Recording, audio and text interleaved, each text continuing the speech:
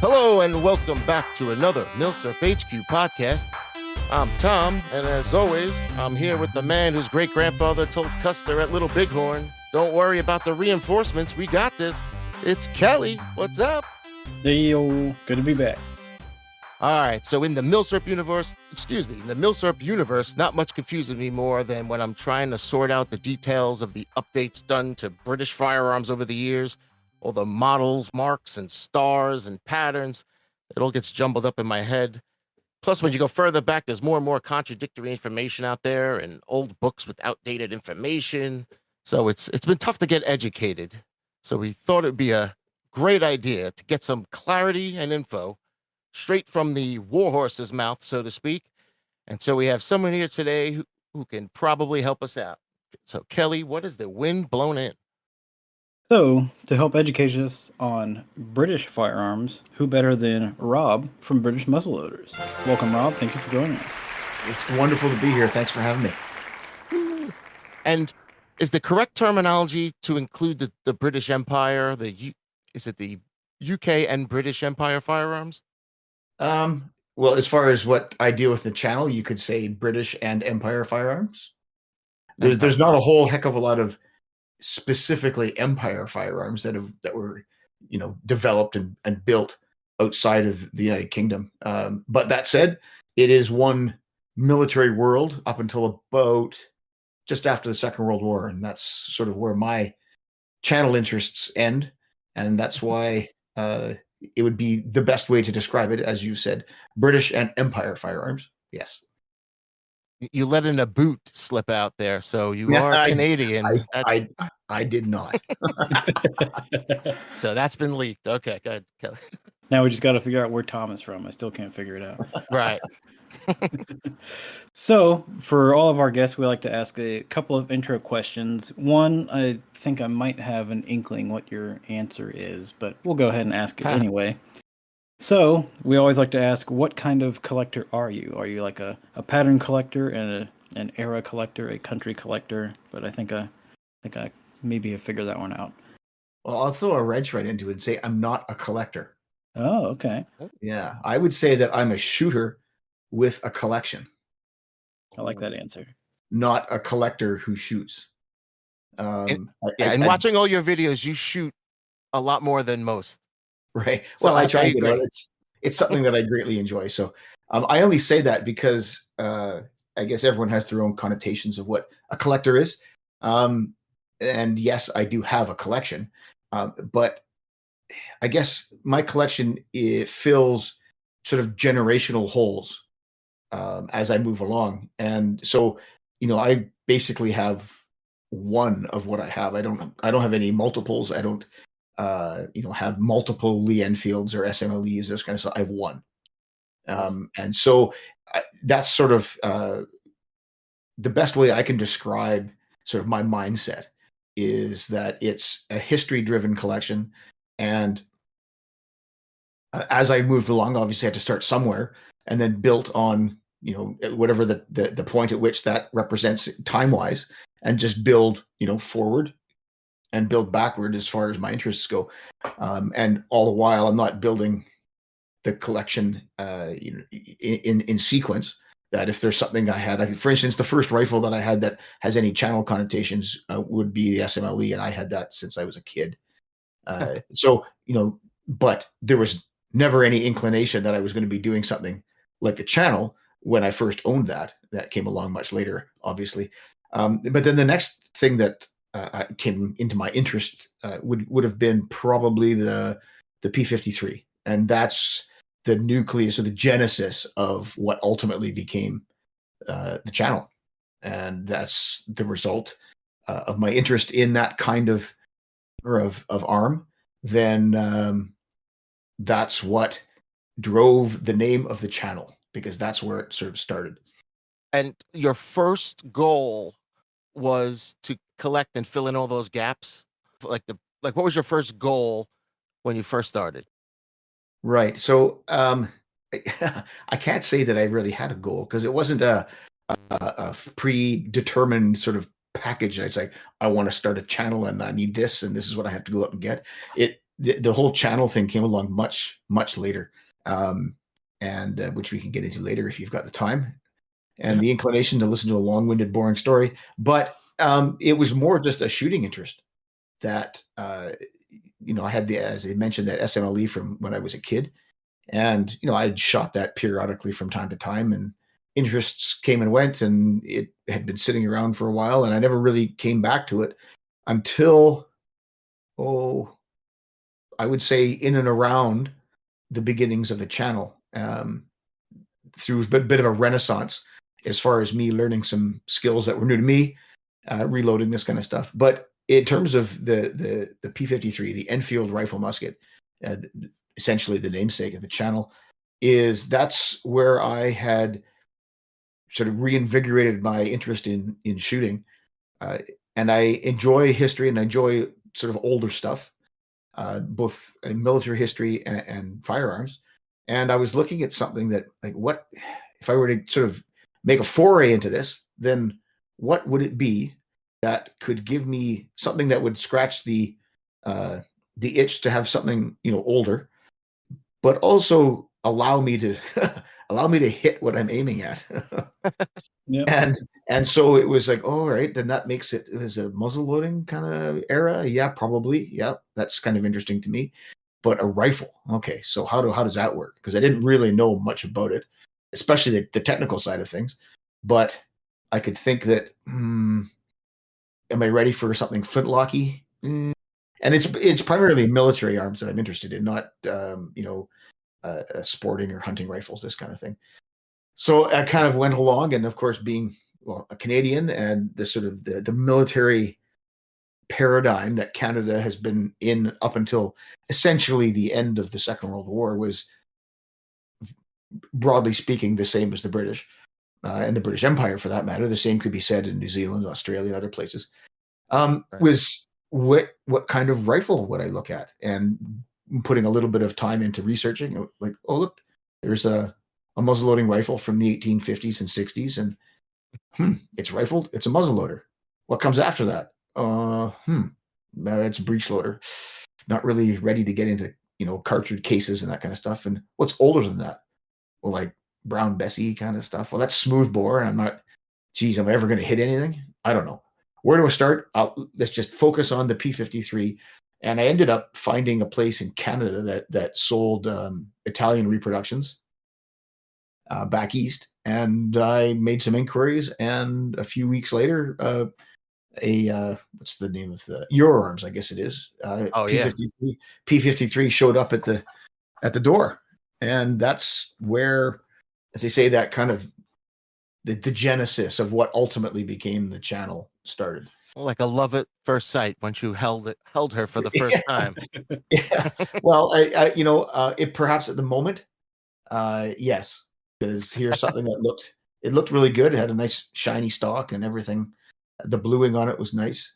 But I came to understand that this necessarily wasn't the acme of P53 rifle muskets, apart from originals, but in the reproduction world.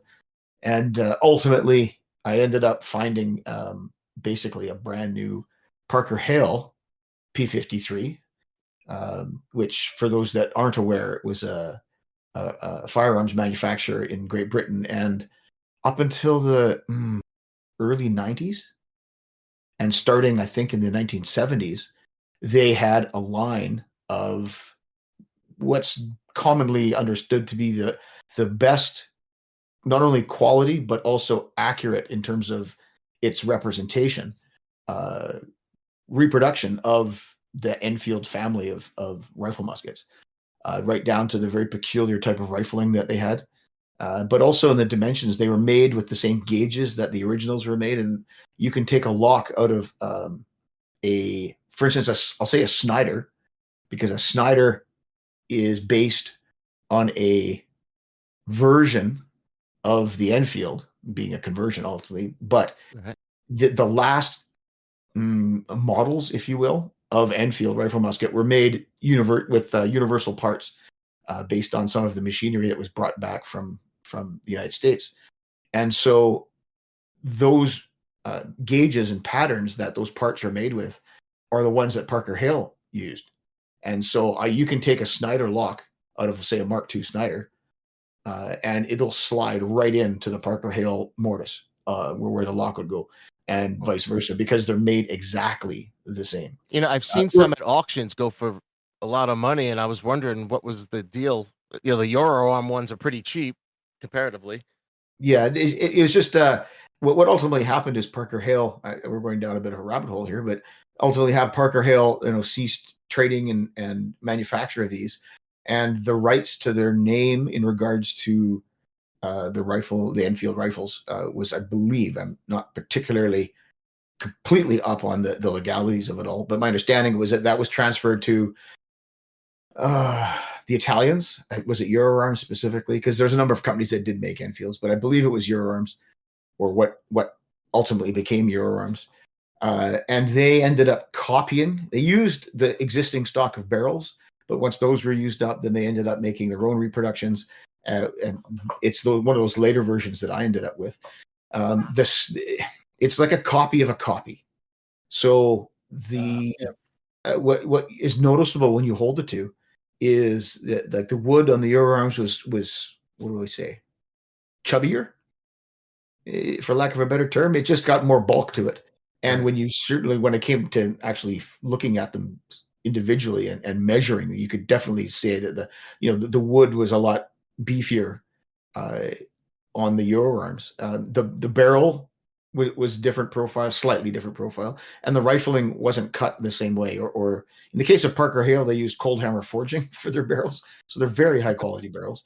Euroarms just used a button or a brooch style rifling. I can't remember which, but they didn't replicate the progressive depth rifling that the originals and the Parker Hales had.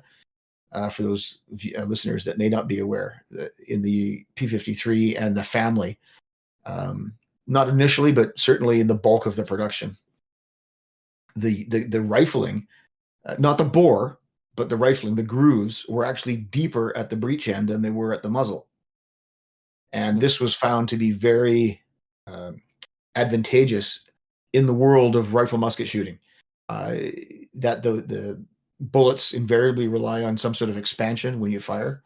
They go down smaller than the bore, but when you fire them, they expand into the rifling, sealing all the gases behind it, and as the bullet moves down the barrel. And then in that process, the bullet is in fact swaged, in that it starts big and gets smaller, just in the part that is expanded into the rifling grooves. But that was found to be very advantageous, and it was something that Parker Hale replicated. But again, the Italian reproductions didn't. And it affects some aspects of shooting. It requires a different kind of process to work up, I found anyway. Well, what would you say the range, the accurate range, or maybe even the longest? There's a rabbit hole that's worth about an hour. Well, just give me an estimate of estimation. So in my experience, the longest I've shot my P53 is 700 yards. And we were shooting at basically, it's actually featured on the channel in a couple of instances. It was in Alberta, in Canada, and we were shooting on a friend's farm. And there's an old baler, one of the kind of balers that makes those great big round hay bales. Right. And it was broken and unusable. And so it was acquired, and the fellow who owns the property had basically dragged it out with his tractor and positioned it near the embankment that forms the sort of the backstop to where we shoot. And so it's a boat. I'm going to say boat. That's a boat, not a boot. It's about 6 feet, maybe 5.5 feet in diameter, and it's basically a big round. It's got a bunch of surfaces on it, like old drive shafts and things that run up the middle of it, but a little bigger than a soldier.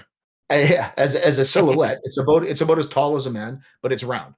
So it's like a big, huge, round bullseye kind of target. It's red, and so that's what we were shooting at, and that was at 700 yards, and it took a few rounds to sort of get on. Wow. In terms of range, because these old rifles, the bullets traveling anywhere, depending on your load, from as low as sort of 800 feet per second to about as high as about 1200. Depends on your load and the type of powder and whatnot. Mine, with the load that I found, is a little bit on the lower side. It's in the 900s. And so that results in a very, and people talk of rainbow trajectories with, artillery at that point. These kinds of arms really shoot in a arcing trajectory with a big heavy bullet, 530 grains, and traveling at 900, just call it 900 feet per second. When you go out to 700 yards, the bullet's going way higher than the target.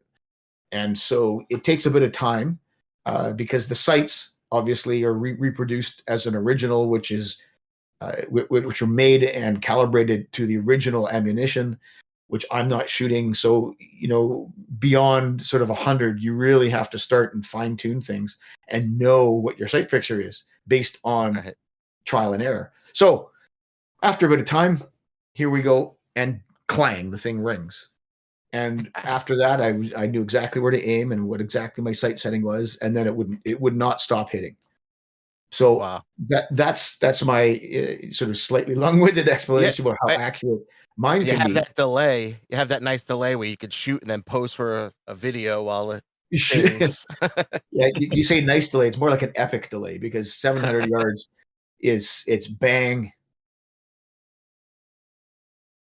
clang by the time the sound gets back to you. So it one of the most satisfying things in all of my shooting activities I've ever done is that specific. And the fact that, it's using a bullet that is based on the historical versions, but the design of it is mine, and all the trial and error that went into working that rifle up, in terms of all the materials used in the cartridge, the amount of powder, and in no uncertain terms, I think I trialed 6 versions of the same bullet in terms of different heights of the bullet and different base cavity shapes. And so it was a long process. That was just something that I was really interested in. I think I shot 1,200 rounds in working up that rifle and finding out what worked the best out of it. So that's a bit excessive, I'm not going to lie. But it was, I look back on it, I've got all the records that I kept on it. And, I can... Amazing. Going through you were thankful it was a breech loader at this point. Oh, wait, you were using the P53. That was the P53. So that's 1,200 muzzle loaded rounds. 1,200 muzzle loaded rounds. I was thinking Snider for a sec. Oh my God. Calculate how much time it takes to load each one. And yeah, and I was shooting, generally I was shooting 20 round groups, which was the historical. Now I've ceased shooting 20 round groups, but that was just because I've sort of realized that I maybe I don't have to shoot quite that many per group. But I think what's the technical aspect of it, 25 rounds will give you it's in the 90th or 90% certainty about the accuracy of your arm, right? If you shoot 25 rounds at the same time, at the same target, whatever that grouping is, that'll give you the best idea, rather than shooting multiple 5-round groups or, anything less. So 20 rounds was the historical. That's what they based all their, evaluations and assessments on. So that's what I decided to go with. But as I said, basically since that particular rifle, maybe I did a bit of that with the short rifle, but after that, I typically shoot 10-round groups. So did you get into British arms because you had an SMLE, or did you get an SMLE because you were into British history first? Well, I wouldn't say British history. It was Canadian history, because like I was mentioning, our military histories were basically in lockstep until after the Second World War. So the SMLE, although interestingly enough, Canada didn't initially use the SMLE. I don't know if you're aware of that. But the SMLE was adopted in the years after the Boer War in the early 1900s. And at the same time, Canada was looking to rearm itself. We had gone into the Boer War with colloquially, the long Lee-Enfield. And Canada had purchased in 1895 a fairly significant batch of Mark I magazine Lee-Enfields, which were essentially, at the time, that was the most modern rifle in the Empire. And so we did that. and they purchased them, not knowing we were going to end up in South Africa. But ultimately, when we did, we had the same rifle as the rest of the British Army, who in fact were still using Lee-Enfields at the time for in a great number of examples. And so the two rifles are basically used interchangeably. It's just that production ultimately switched as they moved through time. So after that, they realized that a lot of these rifles are worn out or damaged or, lost on the battlefield, that kind of thing. And they petitioned Great Britain or the UK for sort of, can we do this again? And there was no capacity to assist. And so Canada decided unto itself that we need to secure our own rifle for the military. And that ultimately became the Ross. Right. Yep. And the Ross was issued in the years after the Boer War through a number of marks, mostly ultimately Mark II. And then literally on the cusp of war, although the date associated with the Mark III is 1910, they really weren't issued until, to quote a phrase, war were declared. and Canada went to war in 1914. And then the massive kerfuffle, but it basically built an army from nothing.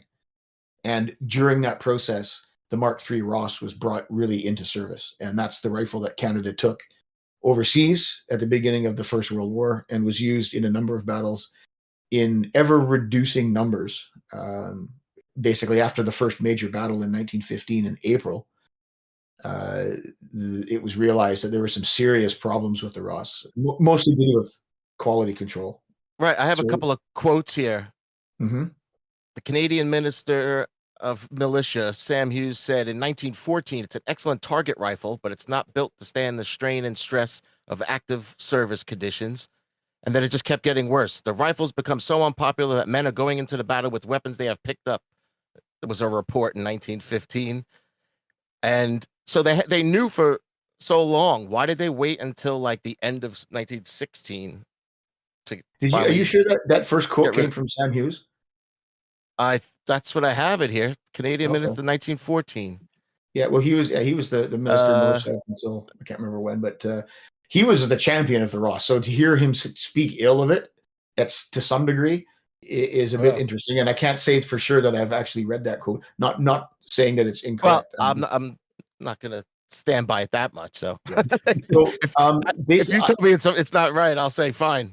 No. Screw these liars. At this point, without it in front of me, I can't, say either way. But I will say that, as I mentioned, after that first battle in April, there was a grassroots movement to say, look, we need to just, move forward or beyond the Ross because of its so many teething issues with it.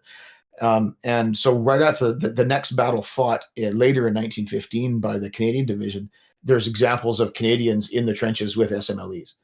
This was unofficial at that point, but I've got basically memorandums, both from John French, who was the BEF commander in the early part of the war, and ultimately from Haig. And Haig's memorandum dates from the middle of 1916, and just before the commencement of the Battle of the Somme, which is kicks off in terms of this Zero Day or the D-Day in later speak. On the 1st of July of 1916, there's directions specifically to have, at that time, there were 4 Canadian divisions in France, and to say, look, the 1st Division already has the SMLE, but the 2nd, 3rd, and 4th don't. They still have the Ross. And, gentlemen, it's time. Stop screwing around. Rearm the Canadian divisions with SMLEs. We're going into the biggest battle of the war to date, and we don't have time or the resources or the energy to muck around with any issues. Right. We need the same rifles and the same supply systems, which admittedly they already were. But Haig says, rearm the Canadians. And that's what happens. And so by the time the Canadian divisions go into the field for the latter part of the Battle of the Somme, they all have SMLEs. Wow. So when you say that Sam Hughes, and that's where, I guess that's what happened. It began as more of a grassroots, man on the ground saying, I don't like my rifle. And me and my buddies almost died because of this. So let's pick up the SMLE from, they were fighting over similar ground, or they would conduct reliefs in place of British units and divisions. There's the detritus of war everywhere. And they would have the chance perhaps to pick up rifles from, dead people and this kind of thing. So, but gradually that gets built and becomes more official. And now there's actually, weapons are bought and issued to the Canadian divisions one by one, and it ends. So the Ross sees a diminishing service history, and which ends on the front line. It sounds like at that on the point. front line in 1916, and all right. So they were kind of like slowly phasing it out, and then there was a demand. Yeah, there was, at least so. All these problems that we're having, and quite frankly, if they've been fixed, I don't care. I want the same rifle across the entire BEF. I don't want, and that's what happened. So I was listening to you talking. I even forgot what I had asked just because I was invigorated in what you were saying. Oh, I was going to say I bored you to death and you fell asleep. So I guess let me rephrase my original question. So did the history aspect come first, or did the rifle aspect come first for you personally? I'd say it's the history. I have an interest in military history, and in Canadian military history, and then by extension, sort of British and Empire military history. And that's always been my sort of starting point.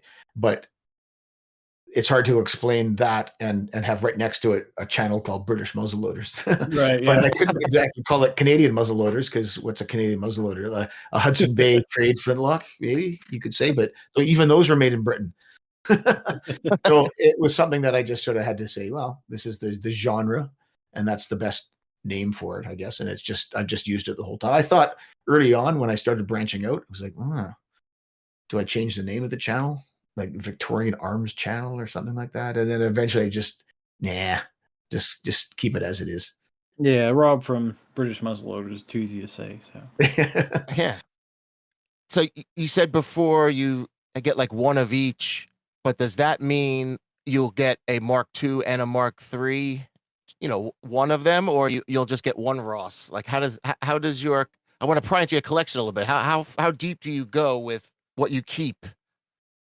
Right. Well, I'm much like my cars. I buy something and I basically don't get rid of it. So I don't even things that are not I know that have there's a pertinency perhaps to the channel, but I know that it's not something, it's not a rabbit hole or an avenue I really want to explore. I'll give you an example. Is I have a Boer Mauser, and that just fell into my lap, and it was something that has the relevance to the channel in as far as the Boer War goes, and I actually did a video with it based on that.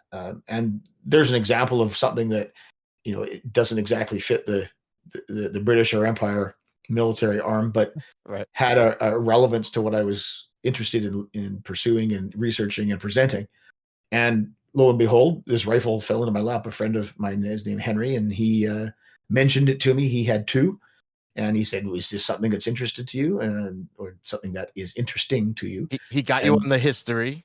Yeah, and he said he had two. The one he kept was the one that had all kinds of interesting carvings on the stock, as many of them ended up having, whereas mine is sort of untouched. And I guess from a collector standpoint, then the carved one is sort of worth more. It's got more provenance. I've always said, whenever I have the discussions, whether with my friends, with shooting colleagues, or for you guys for that matter, is that the provenance of a given rifle doesn't interest me. It's interesting, but it's not what drives my motivation. So in the course of having a Boer Mauser that has no carvings or anything in it, I could care less. It's the rifle that's important to me, and then I can explore its capabilities and that kind of thing. So that's an aspect of that's maybe atypical as far as the collecting part goes, is that the story behind it isn't. It's interesting, but it's not what drives. It's not what is the foundation of my motivation. On that, for guns that you buy, we better stop. Have I answered your question yet? Yeah, I think we kind of got there and moved on a little bit. Oh man. See, this is what I'm saying. So I just no. hopefully everyone's forewarned. No, this is great. Right. So on that, so when you buy a rifle, what are like the main things that you look for? Like, do you care about matching numbers? Do you care about like correct parts or reproduction parts, or would you make exceptions for certain like rare items or things like that? Or are you mostly looking for like this is what would have been issued at the time in its original state and things like that? Yes, I would say your last statement is where I start. Okay. But if it has a what's a good example? Like a reproduction volley sight or something like that. Yeah, if that's the way the rifle came and it's a functioning piece that's accurate to both the look and if it's made properly to the dimension that it needs to be, then if that was a hole in the collection and this was something that was a reasonable price, that would not stop me. Like putting the wrong piece of a dial sight on it or something. He's a shooter. That's a shooter over a collector right there. True. Right. Yeah. Yeah, and that's why when you asked, that's the way I sort of had to just interject with that, because that's really what is the best way I can describe what it is, sort of where my headspace is. I've got a Mark 1 Star magazine Lee-Enfield that I actually did the video with the Boer Mauser with, and it's a South African Lee-Enfield, which is interesting because it's the rifle that was used to fight in South Africa against the Boer. Right. And then after the Boer War and South Africa becomes part of in its entirety now, and the Union of South Africa, one of the first rifles they buy are magazine Lee-Enfields. So it's got the broad arrow, which is the common British and Empire marking on it, which if you're not familiar with, it just looks like a stamped arrowhead, like a pointer arrowhead, and but it's got a U around it. The Canadian version has a C around the broad arrow, but the U stands for the Union of South Africa, and that was what they used to sort of mark all their ordnance, kit and weapons with. Those markings sometimes sneak through auctions. I've seen a few where people don't realize that it's a special Lee-Enfield and it's got that U or C on it. Right. Yeah, so for sure. One of the in the world of Sniders, the Diamond DC is something that for Dominion of Canada is something that's a peculiar national mark. Yeah. And in terms of, it's not on every Canadian Snider, but it's on I would say the certainly the majority. And if you're looking to point a finger at a Canadian Snider, that's the first place you're going to see, or first place you'll start by saying, "Oh, look, it's got a DC on it. It must have been a Canadian one, as opposed to a British one or whatever." And Dominion became something else. No, well, the Dominion is the status of Canada, South Africa, Australia, New Zealand, up until, well, I don't know exactly when, but it was it's by saying a Dominion, it's a self-governing entity. Oh, I thought there was a Dominion arsenal. Well, then that's just the name. Okay. But Canada, politically, Canada was a Dominion, I think, up until technically. Oh, I get what you're saying. The date's escaping me. The Statute of Westminster in the 20s. Yeah, and that's what Canada finally gains independence in its foreign policy, because in 1867 Canada becomes a country. It has its own government and it governs itself. That's 1867. And so the only thing it doesn't handle is its foreign policy, which is why when the Great War is declared in 1914, Canada was technically at war. But then in the intervening years, as the British Empire is evolving, and some would say, consolidating, diminishing, whatever word you want to put in there, it's the Statute of Westminster. You'd have to Google it and get the exact date. I can't remember. I should know it. No, 1931. 31. Okay, so then at the Statute of Westminster, Canada essentially gets granted its own, a complete and separate country, so that it has to have and will maintain its own foreign policy, which is why when the Second World War happens, in September 3rd or whatever, when Germany refuses the ultimatum about Poland, and then the United Kingdom's at war, but then Canada delays a period of time couple of days, a week or something like that before Canada declares war. So there's a technicality there that's reflected in that whole word, and yet down another rabbit hole about what a dominion is. And so I was thinking it was like a formal name. Now I'm remembering that they were called the dominions in the Commonwealth. that's right, like yeah. a territory or province or whatever. Right. But only those countries that had their own Governance. Governance, right? Like Australia didn't become a country until, what is it, 1907? And it's technically a commonwealth. But anyway, that's not particularly what we're here to talk about. Anyway, it's a peculiarity of what was the British Empire and the way the language was used to describe its various parts. So anyway, that's what the whole Dominion. It used to be Canada's National Day. It used to be called Dominion Day, whereas now it's called Canada Day. As an example. On another similar question about your collecting style for your firearms, which I can probably already guess the answer based on some of your videos, you have to have all the accessories like bayonets and slings and magazine pouches or clip pouches, oilers, right, etc. Yeah, I wouldn't. I am interested in anything that has some bearing on shooting. And so that does deviate to a degree at the end of the spectrum.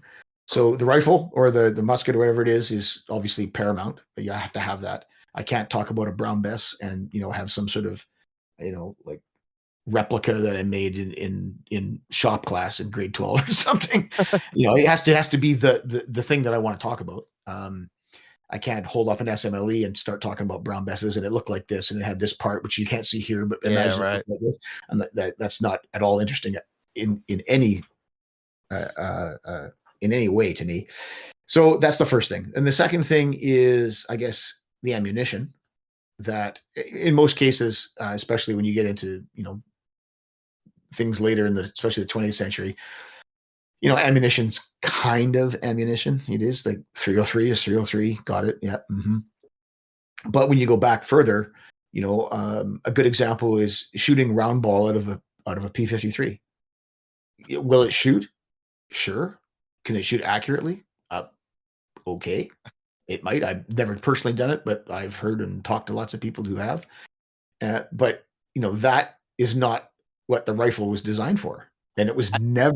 That sounds like a video, if you ask me. Yeah, it never ever shot with it, in terms of anything in reality. So people have asked me, and I just say, well, fill your boots if that's what interests you. That's what all you have at hand is. Who am I to say you shouldn't shoot it? That's just ridiculous. Is it safe completely? Yep. Go ahead. But for me, so when I say the second important piece to what I do is the ammunition, it's things like that I'm referring to. Do I care that I'm shooting, let's say S&B 303, that's 180 grains instead of 174, that it doesn't have cordite in it because cordite isn't manufactured anymore. And it's, it's nitro powder. Like that isn't an issue to me. Right.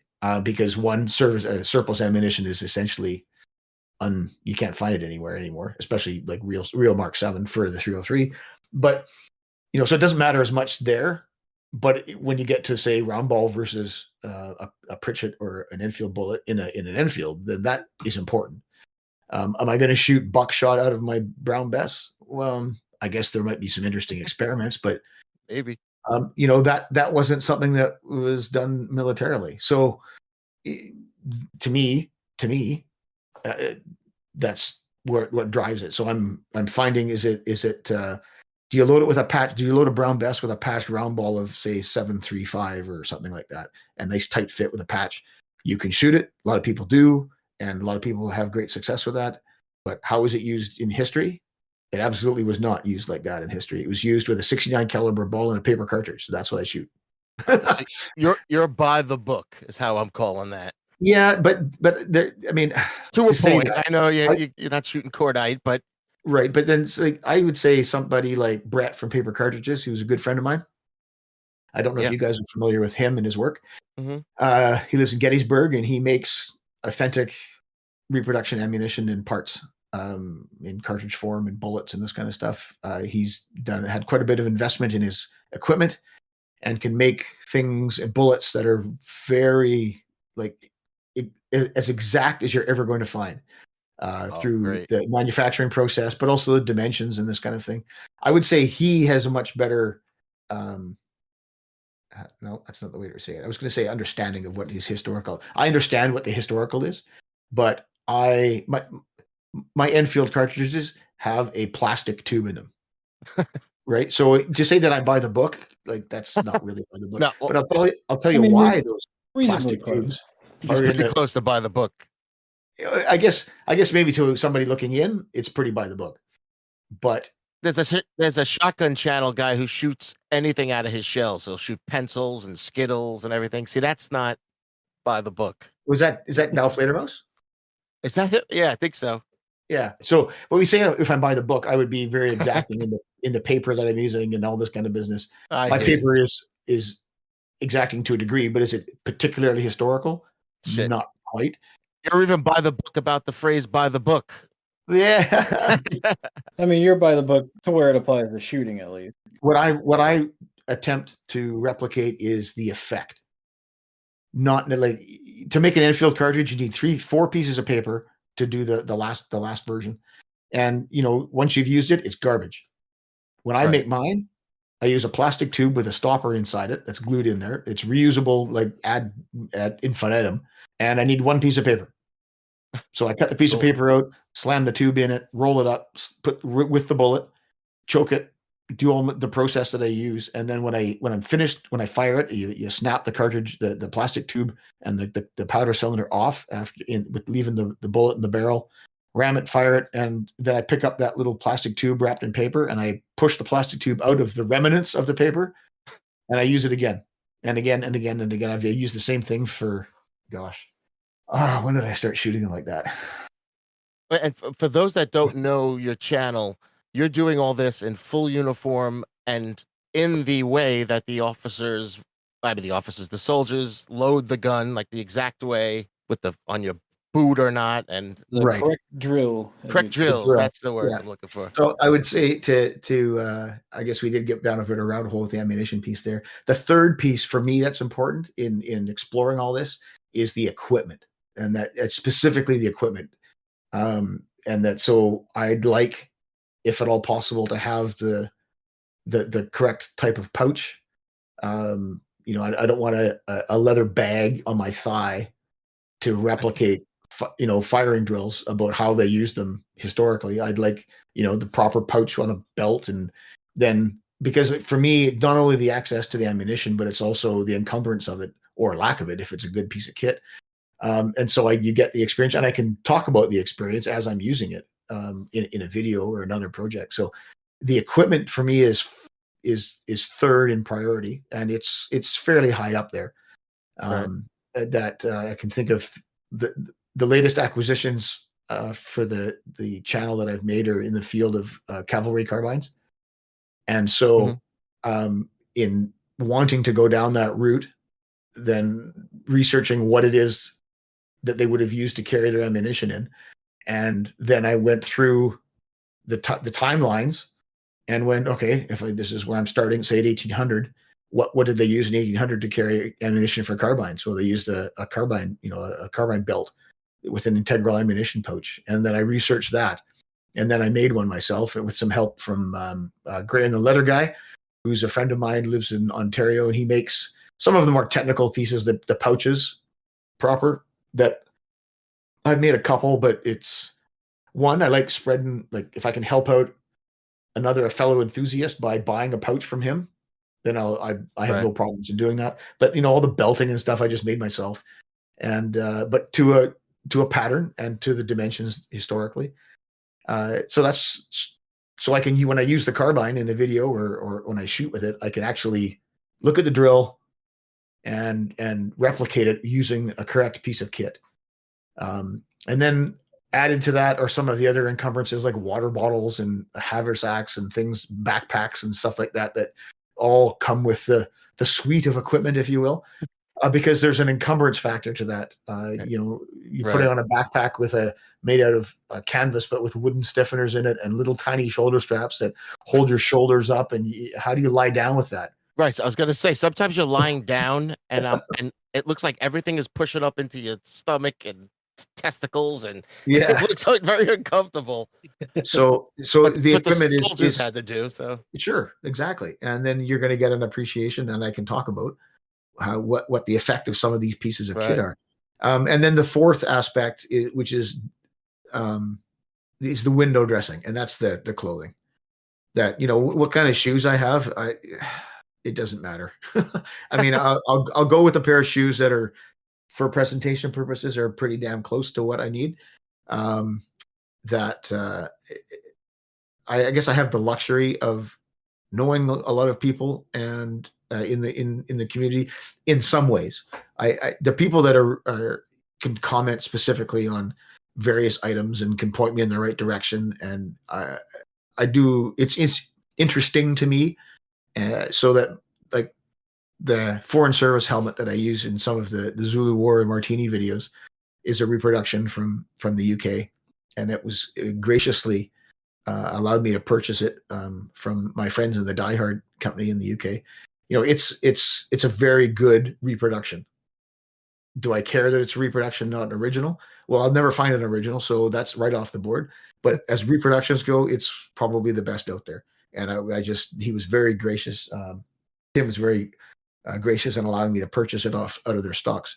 And I've had good use out of it, and I will continue to do so in the future. So those kinds of things. I don't want to just buy a crappy Vietnam, made pith helmet that looks goofy. Yeah, right. From Amazon. Right. So actually, I mentioned that I did buy one of those helmets, but then I spent a whole bunch of time trying to modify it and cut it down and soak it and reshape it so that it looks and sits on my head better. And it's another helmet the first helmet that I bought. But I wanted to make the presentation of whatever I'm talking about as best as I can. I'm not a reenactor. I can probably count on two fingers the amount of time I've reenacted. And that was with my friends in the Die Hard company. Well, you do some acting.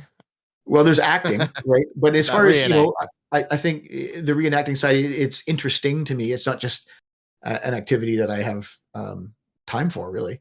And because it's the shooting, reenacting doesn't involve shooting, right? Which is why I come to frame the channel as it's an historical shooting channel.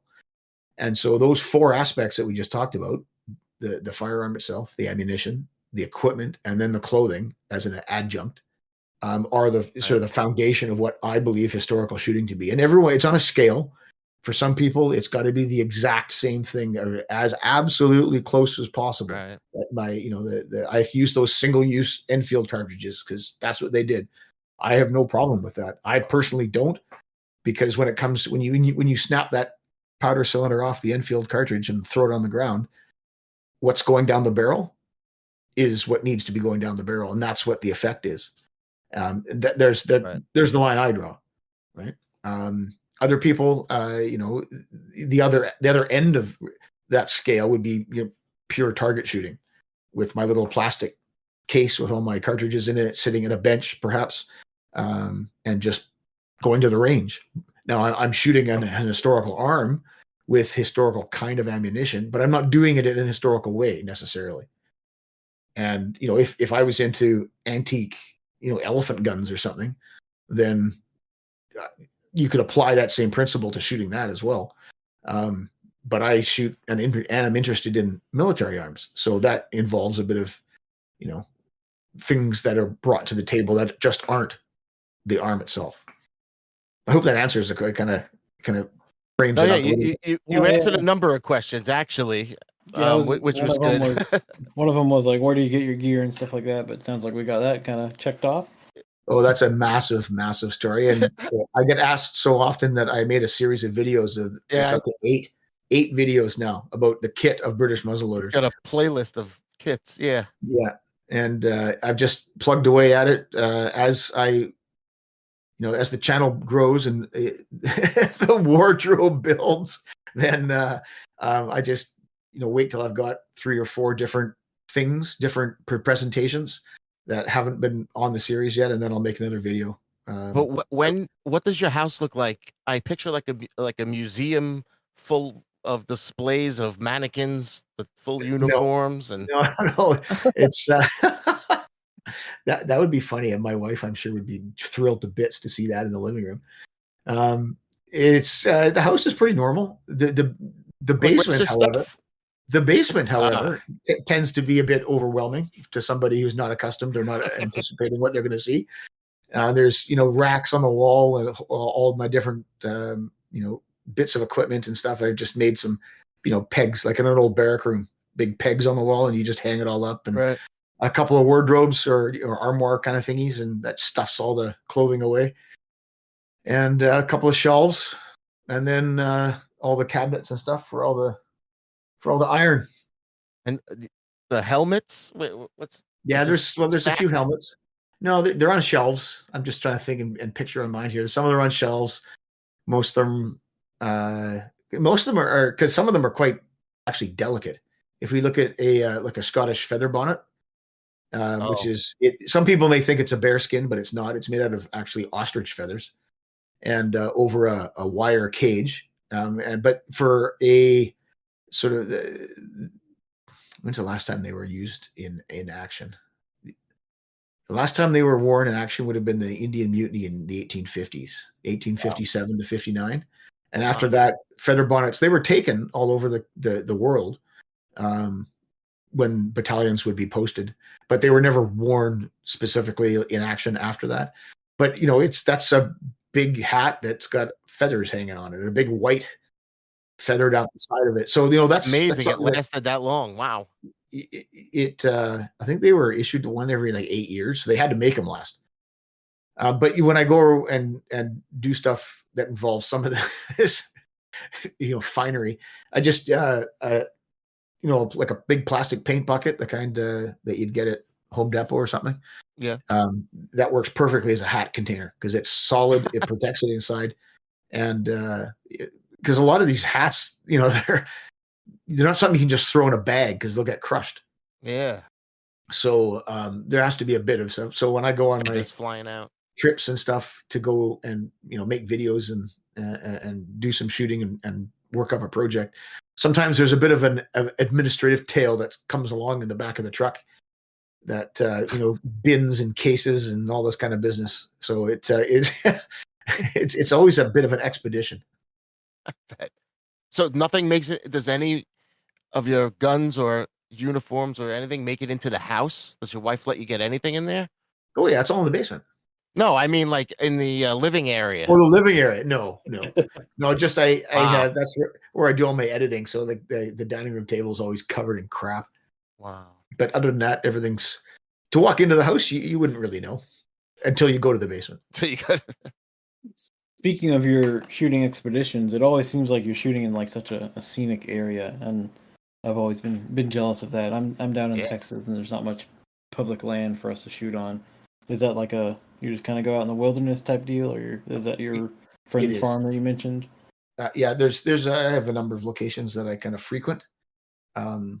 That's one of them, and then other times we have a lot of where I live is what we term crown land, and that's just a fancy way of saying it's government land. It's for everybody, so you can camp on it. You can drive up in the mountains and spend days driving around just exploring. You can fish. You can hunt. In my case, you can shoot. Some places are restricted in that nature, but there's basically anywhere you can hunt, you can shoot. So that's what I tend to rely on, and quite fortunate that way. That this part of the country has got lots and lots and lots of that type of land. Yeah, And it's for the use of everybody. So it's there's a safety consideration too, because it doesn't belong to me, and I have to make sure that wherever I'm going is pointed in the same, I'm shooting safely, so that there's some sort of backstop. There's some sort of, control measure put in place, that I'm at the end of the road or something like that. So nobody's going to, pop out beside my target saying, what's all the noise? From time to time, people end up driving up the same road that I end up being, and they get kind of interesting looks. But, that's fine. One story comes to mind that I was in the middle. I can't remember what I was filming, but all red, everything, all dressed up, and he came up on an ATV, and obviously hunting. He had his rifle across the handlebars, and he was dressed all in his hunting clothing. And he came around the corner. I could hear it coming, so I just stopped what I'm doing and put the rifle down or whatnot, just so that people don't get completely freaked out. And then just wait for him to come around the corner because I can hear him coming. And sure enough, he comes whipping around, and then he just stopped dead as I'm standing there leaning up against my truck with this big hat on and kilt and all this kind of stuff. And I just leaning up like I was, if I smoked, I would have been having a cigarette. But he stopped about 25 yards away, as though he had never seen anything in his, that didn't say anything. Usually I just sort of went, "Hi, how's it going?" He And probably thought he saw a ghost, like a soldier ghost. Usually when you say hello, then people say, "Hey, how's it going?" Or there's some conversation. And I sort of waved, and he just stood there idling on his ATV, like, and then it made this very deliberate look down, put it in reverse, did an Austin Powers turn, and just took off. And without saying a word, without waving his arm, he just stared at me for about 10 seconds straight, and then just took off. And that was one of my recollections. That it always gives me a chuckle when I think about that, because there's other examples, and people come right up and they'll say, "What are you doing?" And they'll tell them, basically, I'm making a historical shooting video. And then that turns into, "Oh, with what?" With what? Well, then I'd like that right there. And what is that? And it turns into a conversation. And it's obviously not their thing, but they're interested, and they're like, "I've never seen someone like this in the woods before." Yeah, and I was like, "I don't blame you," but it's a perfectly normal exchange, and friendly and everything. And it ends with, "Have a good day," or whatever they're doing. Off they go, and off I go. So I've never had any issues in terms of kind of hostility, but there's times where you catch people unaware. They are definitely not expecting to see what they're seeing. Even to the point of some other fella came up and asked me, he's like, "Are you hunting?" And I'm wearing a red jacket and all this stuff. And I'm like, "What? No, I'm not hunting. Does it look like what?" Anyway, that's fine. It's all part of what I do. In America here, there's a lot of rumors of Civil War ghosts on all the battlegrounds.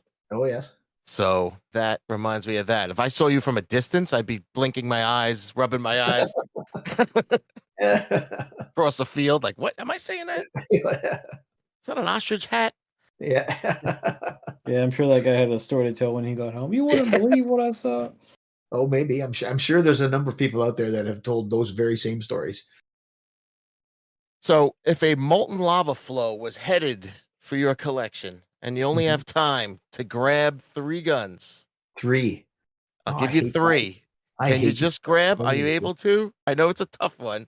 Oh, your answer could be, "I don't have a favorite. I would just grab whatever I could take." That's fine. No, I don't have a favorite, so it's not even fair of me to ask. So I don't know what I would take.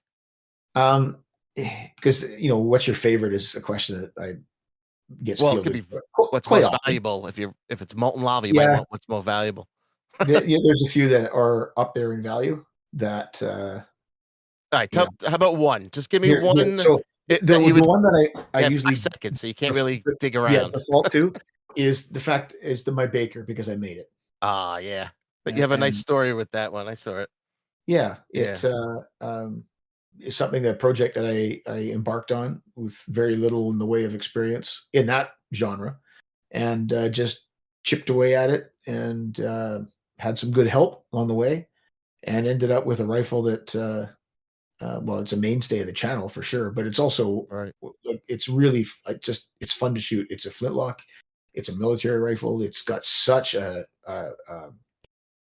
as a type of rifle, it's not original, obviously, but the provenance of a Baker in its history is, it's got to be one of the most well-known British or Empire arm anywhere. And that's primarily due to Sharp and Bernard Cornwell, who was the author of those novels, which then subsequently got turned into TV shows. And that's basically driven that whole thing. Much like the movie Zulu has driven people's interests in Martini-Henrys, that Sharp has driven an interest, an obsession in a lot of people with Baker rifles. And so I'm not completely immune to that. I read them when they came out as a kid. But do I have to read the books, or should I watch the TV shows? I would read the book and then watch the shows. The books are 22 books, though. Do I need to read all 22? No, you don't. I would say the first one that was written was Sharp's Eagle, which is in 1809 of the Battle of Talavera. And then what's after that? Sharp's Gold, Sharp's Company. Sharp's Company's a good one. Sharp's Sword, I think, is the fourth one after that. And he basically wrote a bunch starting there and went forward in history, and then went back and told more backstory pieces to it. So now I couldn't even tell you the number of books that are in the series. But when I was young and when these books were coming out, I couldn't wait for the next one, and would read them all. They're really good books. They're just fantastic, action adventure-y kind of books with that backdrop of the Peninsular War in many cases. But Sharp and his guys and the Baker and what they did, in terms of history, it's the history is used as a backdrop and used as a foundation to build the story, but the story itself isn't historical. And his relationship with this roving band of soldiers that go around with him is like, that's not historical, but the backdrops are, and the times that the book is set in certainly is. That's a good way to learn about that time period. Right, and then you start learning the reality later on. So I don't how do I put it? I appreciate them for what they are, which is a really, really good read. Yeah, they sound good. They're fun stories. Bernard Cromwell was the author. And Bernard Cornwell. Bernard Carmel. Yeah. And you also the Flashman papers you talked about in one of your videos that I so was looking into. Are those worth going to as well? If you want like sort of a, how do I put it? How would you describe Old Flashy? Well, they said he was cowardly in the description. But I don't know. But cowardly and possessed of incredible fortune might be the wrong word to describe it, but he always ends up in like these situations that end up winning him fame and glory. But he's there because of completely the opposite kind of. He didn't work hard to get there. He just ended up being there because of other things. And most of the time it's him trying to, chase women or something. And he ends up, or trying to shirk something else, which puts him in a different position, which ends up being the real historical one. And that's what then, wins awards and all this kind of stuff. But he's a complete idiot in that sense. So those are written by George MacDonald Fraser, who wrote the Flashman Papers, and he wrote, for lack of a better term, the McCausland series. And he's an author that is he's fantastic. So the Flashman books, I think there's 8 or something like that. So they follow him, Flashman, around, and it's mostly Victorian. But he's in India for the mutiny. He's in the Crimea for the Crimean War. He's all over the place. At every hot point in the British Empire, in the Victorian era, he finds himself there usually for the wrong reasons, and ends up covering himself in glory, as it were. So in that sense, really fun books to read. The McCausland series is based on his personal experience after the Second World War, when he was an officer in the Gordon Highlanders. and he wrote these series of books based on the men that he served with, the soldiers in his platoon, and the types of people that he saw, and McCausland being the dirtiest man in the world. So these two series are really sort of go-tos in the world of military history, as far as I'm concerned. And then, which doesn't pertain to the other two, he wrote, George MacDonald Fraser, that is, wrote a memoir of his time serving in the British Army in Burma in 1945. And it's called Quartered, Safe Out Here, and which is a quote from a Kipling poem. And it is perhaps one of the best personal memoirs of the war. If either of you have read, perhaps in the American context, the two books that were used as the basis for the film or the television series The Pacific, A Helmet for My Pillow and The Old Breed, by Eugene Sledge and I have that on my list this year. and Leckie. That's the one I have. I didn't even start. Yeah, so those two books are very good. And Quartered, Safe Out Here ranks, I would say, up there easily with those two in terms of relaying. And he was a private soldier at the time, which is odd and certainly special as far as the body of historical writing goes. If you haven't read it, I would highly recommend reading it. And once you read it, about the first 20 pages, you're like, why isn't this a movie yet? Because you read that book and it's got movie written all over it. All right, I like that. Yeah, I have a giant list. I've read a lot of books like that. Yep. So I had a plan with that, actually, was that one book has so many little anecdotes in it. I thought, and I haven't had the chance to actually put them into action yet, was to take some of the anecdotes and recreate them as best as I can, based on, what went on. He tells all these with incredible detail, down to loading of his rifle, and it's just the military detail that he recalls in certain circumstances is just fantastic, and in so incredibly detailed.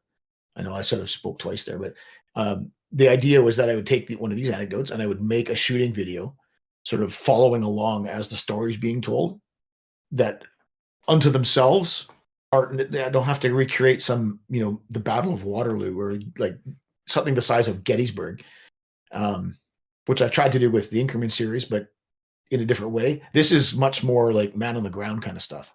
So it just struck me as something I probably could manage. And we're talking about a guy with an SMLE. Well, I can be that guy. So at some point, I'll get around to getting that set up, and I think it would be kind of an interesting way to approach historical shooting. Yeah, that sounds interesting.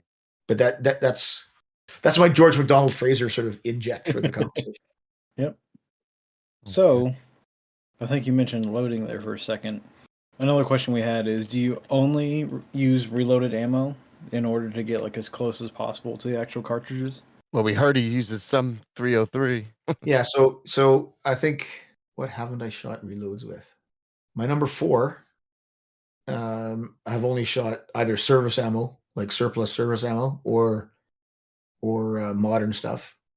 And the Ross, I've only shot modern stuff out of. And that's just not for any other reason, is I haven't worked it up with cast loads yet. But my SMLE, it started with my Lee Metford that I acquired, and then decided that I needed to reload because I wasn't going to spend all that money in buying modern ammunition for it. And that was very successful. And so then I translated that into a load, which ended up being almost identical to the Metford for the SMLE. And that's what I use for that. So I also use the same load in the magazine Lee-Enfield. And I'm just trying to think now if there's another 303. There is no. I had number 5, but that was borrowed, so that doesn't belong to me. So the number 5 I used for the video is not mine, but I used modern stuff for that as well. So no, I don't only use reloads, but once you get past 303, in terms of going backwards, there's no option. Yeah. You can't buy 5.77 450 for the Martini-Henry. You can't buy Snider ammunition. Are there? This might be a silly question. Are there paper wrapped loads that you could still fire today if you had your hands on one? Like, would they work? Yeah. So the oldest piece of ammunition I've seen fired is actually we fired some at Alberta last year because the Alberta thing's an annual event for me. And there's one of my friends there who bought a packet of Canadian issued Snider ammunition from 1890 something, maybe 1880, like 80s, somewhere pre like 19th century stuff. And it came in its paper wrapper and the whole kit and caboodle.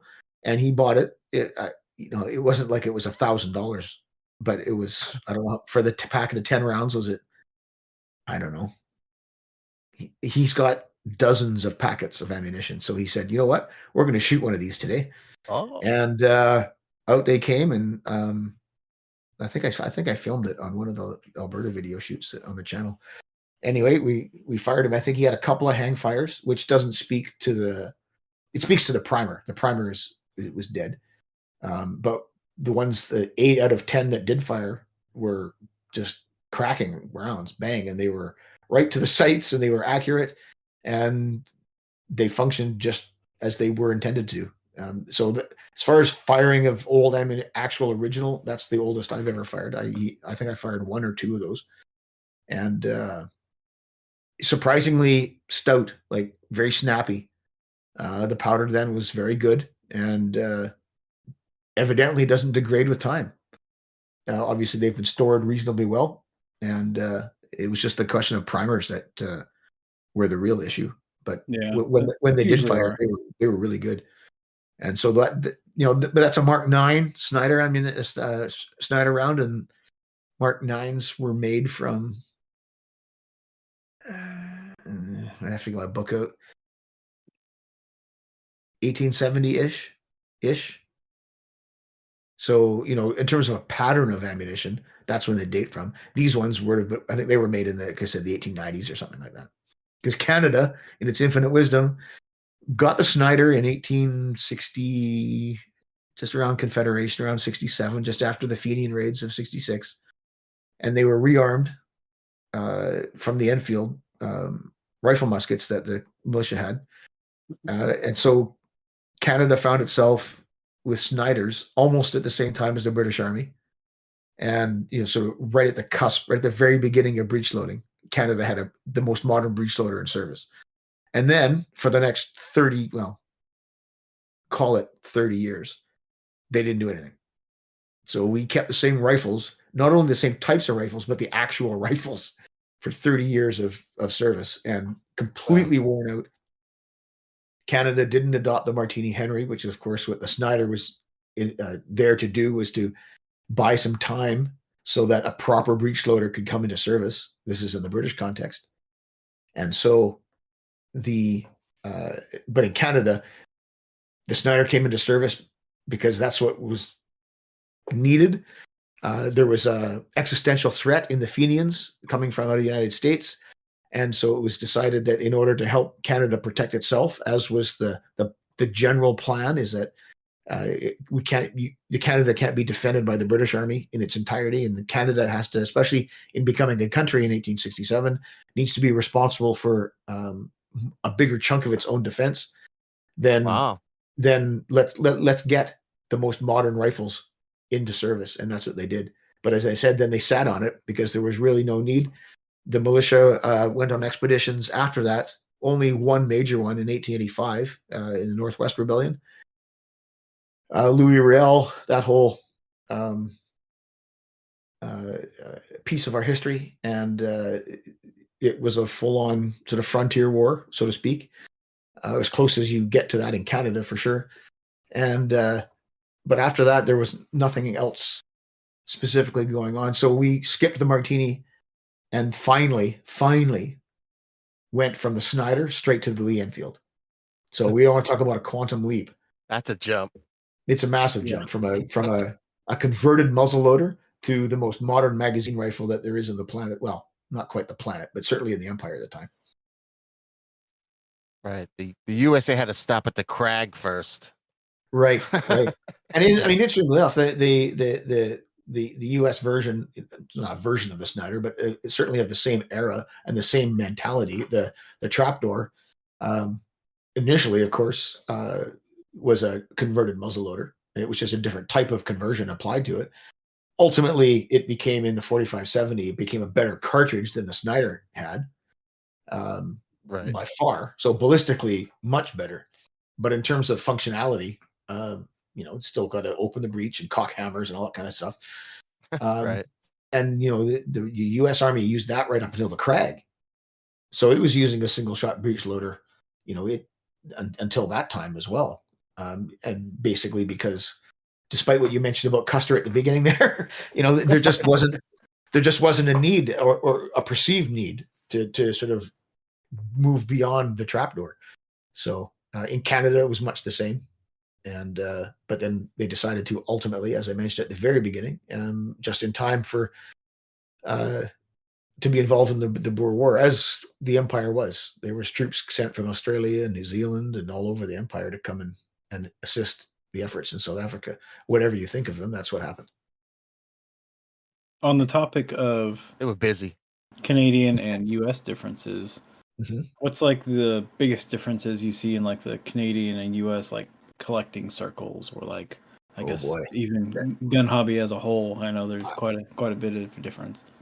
Well, I think I mean I'm not actually involved in that community. I shouldn't say that community, but what I should say is that like the collecting world is that I all the stuff that I have, I've come by just from personal relationships. A bit of the internet has helped out from time to time. And so there's no Canadian Milsurp scene. Well, I'm sure there is, but I'm not really sort of into it. Like, not into it, but I'm like an integral part of that in terms of my personal involvement. Like gun shows and that kind of stuff, and all the contacts that people may have. I'm not, so I can't really speak to that. And I couldn't tell you how much an SMLE cost on the market right now, because I'm not looking for one. So it's kind of difficult for me to comment on things like that, because it's not because I don't like it and I want to stay away from it. It's got nothing to do with that. It's just I'm just not that way. That's not my world, so to speak. Happy to talk to anybody at great length about this stuff as I'm talking to you guys. But my day-to-day doesn't involve fielding phone calls and talking to people that are necessarily into this with as much depth as perhaps I am. How's that? Right. And here there's a modern gun scene and the old guy gun scene. Right. So I'm sure all those exist. Well, actually, the current government has done its best to, Right. So I was wondering if that's the case, if you're not allowed to chit chat about it as freely as we you can chit chat are able to. You can chit chat all you want, but there's basically no like full bore service rifle competition-y kind of stuff anymore, because nobody can have those rifles. It's I don't want to go down the political hole right now. It's very sad and depressing right now in Canada. Very, very. It's a very dark time for the community. I'll put that right now, and I mean that in all seriousness. But I imagine there's a big hunting scene. Sure, there's absolutely, because of all that land. And one day I don't typically hunt. I have hunted. I'm not a hunter. I wouldn't class myself as that. But I mean, the prospect at some point in the future of taking a deer with my Baker is one of those kind of. I'll do that. I'll do that for sure at some point. That would be because then cool. It's a rifle I made with ammunition I made. It's antique, and it's a 62 caliber, so it's big enough. Right, you'd be like the first person to bag a deer with that since 1822 or something. There's people out there that have, undoubtedly. They may very well be in the States. Maybe that I wouldn't claim to be the first to do that at all, but that's an aspect of that interests me. Yeah, it's just a very, very dark time for the community in Canada. Yeah. What else? What else can I say? One of my questions was going to be if you would ever delve into handguns of the Empire. Yeah. Well, you see, But I know it's more challenging for y'all up there. as it stands right now, handguns are not Evil. transferable and they're unavailable for sale. That's what Canada is right now. Even black powder flintlock pistols. Well, see, so there's a category of antique, I think, much like there is in the States, but they have to be original. They can't be reproductions because, like that Euro Arms P53 that I talked about earlier, at the time, all they called it the long gun registry, and in Canada you had to register all long guns, and so I had to register that Euro Arms P53 rifle musket. And that means you have to have a license, and that you have to, which involves it's like a driver's license. You have to take a course, you have to write a test, all this kind of business, and then you get your license, and then that license entitles you to acquire, firearms of certain categories depending on what your license says. So it was a non-restricted long arm at the time. It's still categorized as that, but you don't have to. At this current moment, you don't have. They scrapped the long gun registry and they tried to bring it back in other ways, but you used to have to phone the big central office and register it. And but if I had bought an original P53, I didn't even need a license because it's an antique, and in Canada, an antique firearm is one that's of an obsolete caliber and prior to 1897 or something like that. So, like a Lee-Enfield that was made before that doesn't fall under that category because it's not for obsolete ammunition. Right. A good example of especially the handgun question is a Webley, like say like a WG or something made before the cutoff date and chambered for 4.55, which is the service revolver ammunition, is an antique as long as it's made in the correct date parameters and that kind of thing.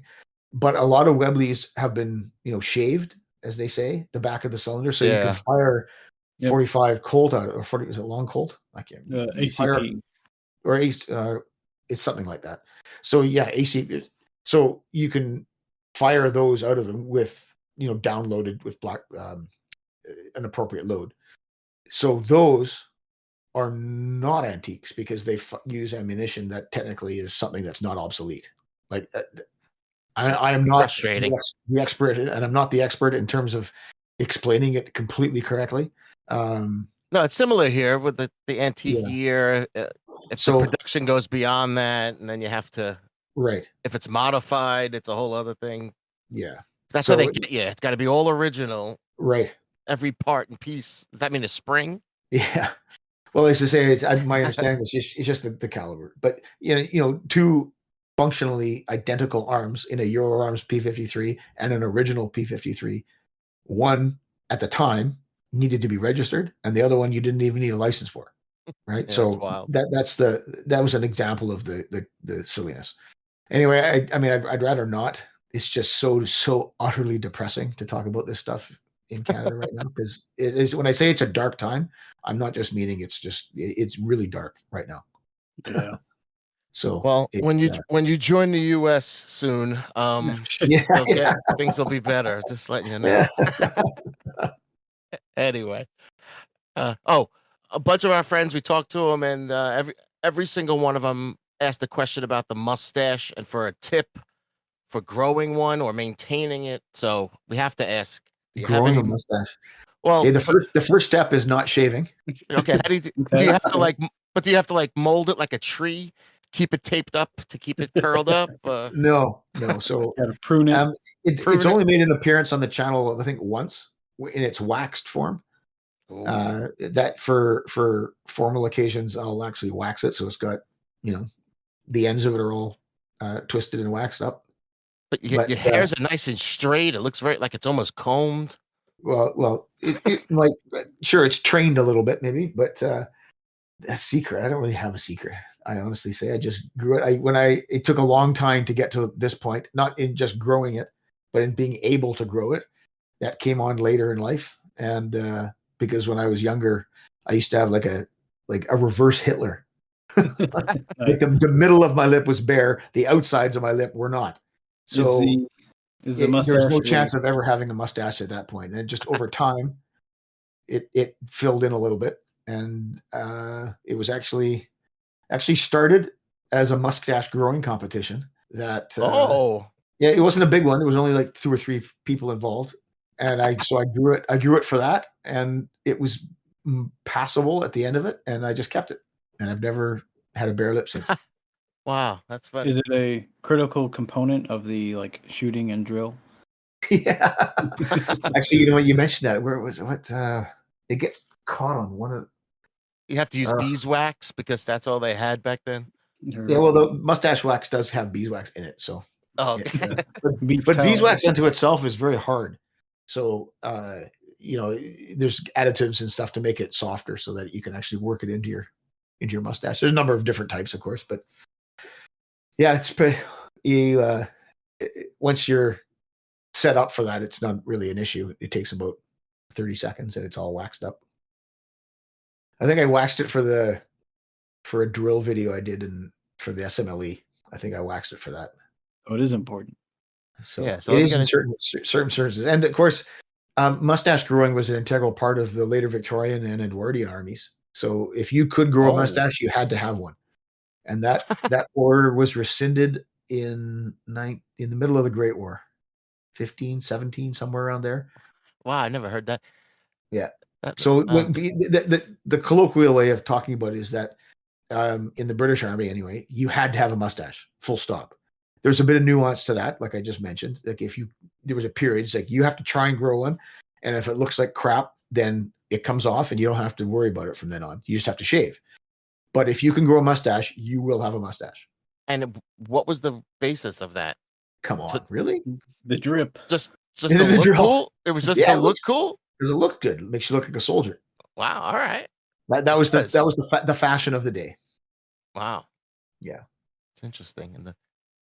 All right, I think we pried enough into your personal life. We were down to your mustache and waxing habits. So before we get into undergarments, yeah, let's talk about a couple of gun things here and some old Milsurp gun things. So, like all the other parts here, we've got a bunch of questions to throw at you, but a lot of these are simple yes or no, true, false, just like bang, bang, bang. So we worded a bunch that could be concise, and so we can get through a lot more and not overwhelm everyone and all that. Right. I'll try and do my best. We're going to start here with our famous speed round, which we ask all our guests, and it's 10 questions that we're always bad at being speedy, but we'll try it again, Kelly. Speedy is not something we're good at. These are just some general Milsurp opinions to see where you stand on these common things. So, the first one is probably obvious. Cock on open or cock on close? Oh, close. Come on. Turn bolt or straight pull? I turn. Do you like when the receivers are in the blue or in the white ones? Shiny. Receivers. Yeah, like when the receiver's blued or. Oh, well, all mine are blued. Yeah, that might be it. Or bayonets, a spike bayonet or blade bayonet? Oh, that's. There is a right answer for this, for the end. Oh, there is. Oh, yeah. Well, first thing that comes to mind is the Yadigan bayonet for the Enfield, Sniders, and Martini. So I got to go. Oh, yeah. Yeah. All right, that wins. Yeah, because it's got a curvy weight. It's got a curvy blade. Yeah, the Enfield with the spike is just taking away some of its manliness, you know. I know, but it's gonna hurt anyway. It goes into you. True. Okay, for a stock preference, do you prefer finger grooves or no finger grooves? It doesn't matter. Okay. No. On stocks, again, a darker walnut or like a light beach type? Oh, I like dark. Yes. Good answer.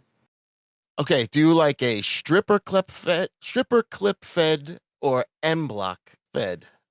Oh, I see. Right. Okay. Well, I got to go with the subject of the channel, and I have to say clip, stripper clip, Sticking to his Oh, gun. yeah. or in the correct parlance would be charger.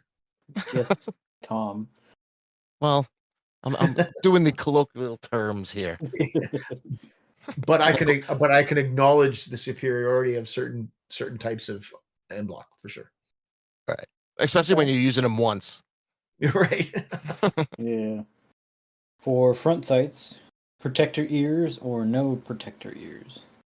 Boy, that really, in terms of what I like to shoot with, it doesn't really bother me either way. Either way. Obviously, ears are there for a reason, and but typically you're not treating these things in the same way that caused them to think about putting ears on them in the first place. Right. So I don't know. It doesn't really bother me. I like it doesn't make the sight picture like busy or anything. I don't pick up on that at all. So All right. The rear sights, are you a peep or a tangent sight guy? how about I say ladder? Just because I'm No one picks ladder. I mean, I guess it's because the ladder is basically the same as a tangent. It's got maybe the profile of it might be a V instead of a notch, or square notch. Like an SMLE's got a square notch to the back, whereas an Enfield or a Martini or something like that's got a V. But if you put those together versus and compare them to a peep, there's no doubt that a peep sight is better.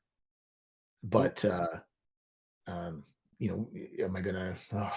As my eyes are getting worse, the peep is getting worse for me. Is it? It's getting cloudy. I mean, it's undeniable. It's a better sight as a peep, but I mean, 90% of what I shoot is the other one of the other. Right. And I probably know the answer to this one already, but for the safety on a rifle, a Mauser style flag safety versus anything else on a rifle, any other type of safety. Well, see, real historical enthusiasts use rifles without safeties to begin with, so True. I'll have to say something else. Oh, a finger safety. Well, I'm a Mauser guy, so I love my flag safety. Do you? Obviously the Lee-Enfield family has them. But interestingly enough, when they brought the Metford in, the first mark of it had an actual safety much or very similar to what you'd find on a number 4 or an SMLE. And then almost immediately they decided they would make a sweeping, bunch of changes to it, and they took the safety right off it. And so up until the Mark II Metford didn't really come into service until the very end of the 1890s, and even then the Mark II Metford doesn't have a safety on it either. And then they transition in production wise into a Mark II Star Metford, which does have a safety, and that only lasts for a production run of a few thousand, and then they go straight to the Lee-Enfield, which maintains the safety. So it the sort of in the realm of the arms that I deal with, safeties really aren't at all in play until the 20th century. And obviously earlier, like Enfields and rifle muskets and that kind of stuff, it doesn't necessarily have the same kind of connotation. But Sniders don't have safeties. I mean, arguably with a half cock, but Martinis certainly don't. And then the Metfords don't either. So that's the sort of the expanded version of my answer. But the flag safety, sure, it's there. It's on or off. The positioning of it, doesn't really matter. I mean, I own one Mauser, and that's the Boer Mauser that I mentioned earlier, and it has the same kind of safety on it. But I guess in terms of a modern arm, whether it be a shotgun or a rifle or anything like that, that's a safety is an integral part as well. It's something that you sort of gotta get used to, especially when you're filming videos. That if you're making a cut somewhere, and you got to change the camera or something, and you've got a loaded round in the chamber, it's either unloading it or are you just sort of putting it down and pointing in a safe direction while you step away from it carefully and then change the camera and walk back to it and carefully pick it up again? There's been times where I've done that, but obviously the appropriate solution is to unload it and whatnot. But it does make you wonder. It's an interesting thing to think about, is what that dynamic would have been in a military context. That once, if you're going into action, you're going to load your rifle. Well, like the French never put their safeties on through World War II.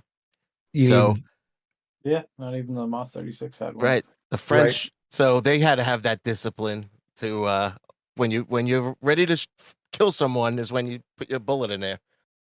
Sure, but then that's the interesting thing to ponder, is that what was the paradigm like? When did they load the rifles? Did they wait?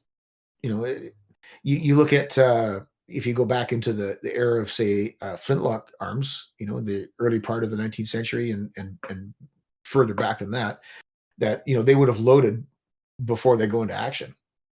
But when you look at the actual drill books, is that the muskets were carried at half cock almost exclusively. When you've actually got them in your hand, the musket's at half cock, whether it's loaded or not. And so, that's the safety of the era. And when you look at the geometry of a lock, a half cock position is actually quite secure. That when you pull it to full cock, it's just the sear in a notch, or the appropriate term is a bent, and that bent is being held by the sear. And when you pull the trigger, it drops the sear out of that bent and allows the tumbler to rotate forward under spring pressure, which throws the cock forward, all that business. That unto itself is quite sensitive, in as much as you just have to pull the trigger. But at half cock, it's not just a notch. It's not just a bent. It's actually a notch with another extension, so that the sear is actually held on two sides. So in order to take a musket for it to go off half cocked, as it were, it has to break. Either the sear has to break, or the tumbler has to break, or that cock has to be pulled back, and somehow the sear needs to be dropped right out by pulling the trigger. So just dropping it on the butt might cause the cock to rotate backward a bit, but the sear is under spring pressure to keep it pushed into that bent, into that notch. So it's actually very, very safe. You can't fire a musket on half cock unless it's been dicked with, right? So you're saying that Alec Baldwin had his finger on the trigger? Is that what you're saying? Was he using a flintlock? I can't remember. No, but it had a half cock, and people were saying there's no way that went off without from half cock. I don't even know what he was using. He was a Colt single action army. Okay, so yeah, that might have a half cock on it, but I don't know what the tumbler or the geometry, what the lock looks like inside. So to be honest with you, but yeah, it's obviously a very unfortunate case on his part for the person that suffered the effects of it. But the whole aspect not having a safety is an interesting discussion point, especially from a military standpoint, right? Yeah. I mean, it seems essential, but when you hear about the discipline, then I can understand it. Sure. The soldiers did what they were taught and what they were told. Yep. So that was the speed round. The plan is to eventually compile what everyone said, and we'll see where everyone stands. All our guests. Yeah.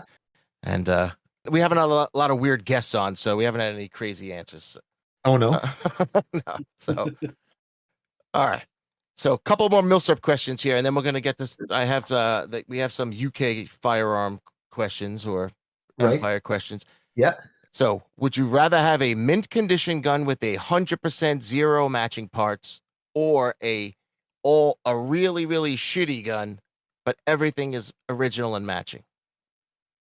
So a really minty one with unmatching parts? Right. Someone pieced it together, probably. Yeah, or an original or an original parts, original, but it's really shitty. that's going to have to be Rusted whichever up. one's going to shoot better. Well, he is a shooter. Yeah. Shit. And like I said, that kind of deals with that provenance question or that thing I was Yeah. talking about, is that, you know, if you've got some sort of old, you know, a musket that was used in the American Revolution, and you know, you could trace it back to being in the hands of so and so, and you know, that to me, but you know, it's 250 or 300 years old, you know, but you know, it for me personally, I look at that and say that's really interesting and cool, and that's the perfect thing to have on in a display in a museum, right? But if I had the choice of buying that or buying, you know, this other one that, you know, is like my Brown Bess is a to use that as an example, is a trade gun. It was made by the arms trade and possibly bought for the militia in New Brunswick in Eastern Canada. You know, so it's not an ordnance pattern. It's an ordnance pattern. Sorry, it's an India pattern, but it's not an ordnance musket. That it's got like a commercial. The maker of it is on the lock plate. And in the case of my Brown Bess, it Ramsey Sutherland, which is a manufacturer that made guns. They did make parts and stuff for the government, but they also made their own. And the government of New Brunswick reached out and they bought off the market Brown Besses for the militia. So provenance wise, like mine has basically zero, but it was like mint. So, wow. you know, you're going to find all sorts of Brown Besses out there with all kinds of history and markings and all that kind of stuff. Those to me are like they're as interesting as any other. And I appreciate the history that you can attribute to it.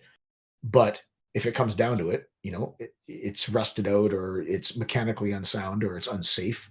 You know, I'll take the one without any provenance, but it's minty and it'll shoot, and all the bits are really good on it, you know, mechanically. So that's 100% anytime. That'll be me. Well, that goes hand in hand with the next one here, which says if it cannot be fired at all, but it's in full configuration, but there is one that can be fired, but it's cut down. Let's say there's something done to it. Does that change it? Yeah, for me, like I wouldn't be interested like in a sporterized like Lee-Enfield or something. That's the Right. kind of thing you're speaking about?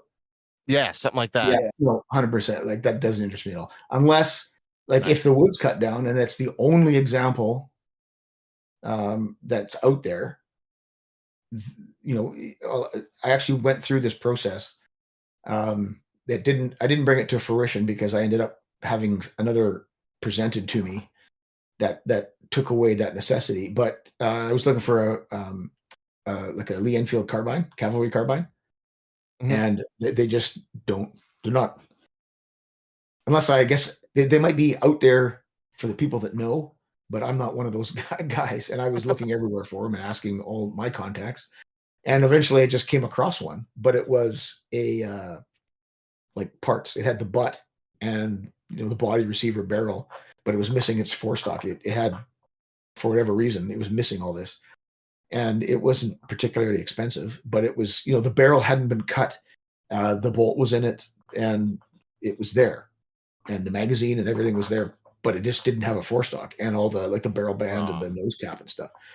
So I thought about it and then went right down another rabbit hole of researching how do you bring this back to life, and ended up coming across a company out of Canada that makes Ross Rifle Restorations, and they make reproduction wood and furniture. Ooh. And I sent an email saying, look, this is my situation, and do you think, what are the chances of, you know, can I buy a set of whatever I need off of you? And he said, as a matter of fact, I've got those in stock. And the answer would be yes. So I went and had bought those. And, you know, the stock is sort of 90% finished, but all the interior inletting and everything needed to be touched up and the draws needed to be cut out of it and stuff. and I had this all assembled, all the bits together, ready to go. And then, of course, like 2 weeks later, another minty Lee-Enfield carbine just appeared out of nowhere. And I was like, oh. And I was like, well, it's an interesting project.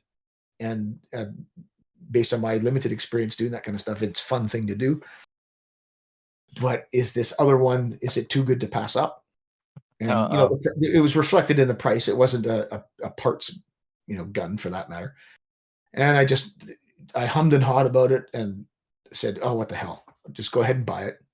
And then I had a properly functioning, decent quality carbine.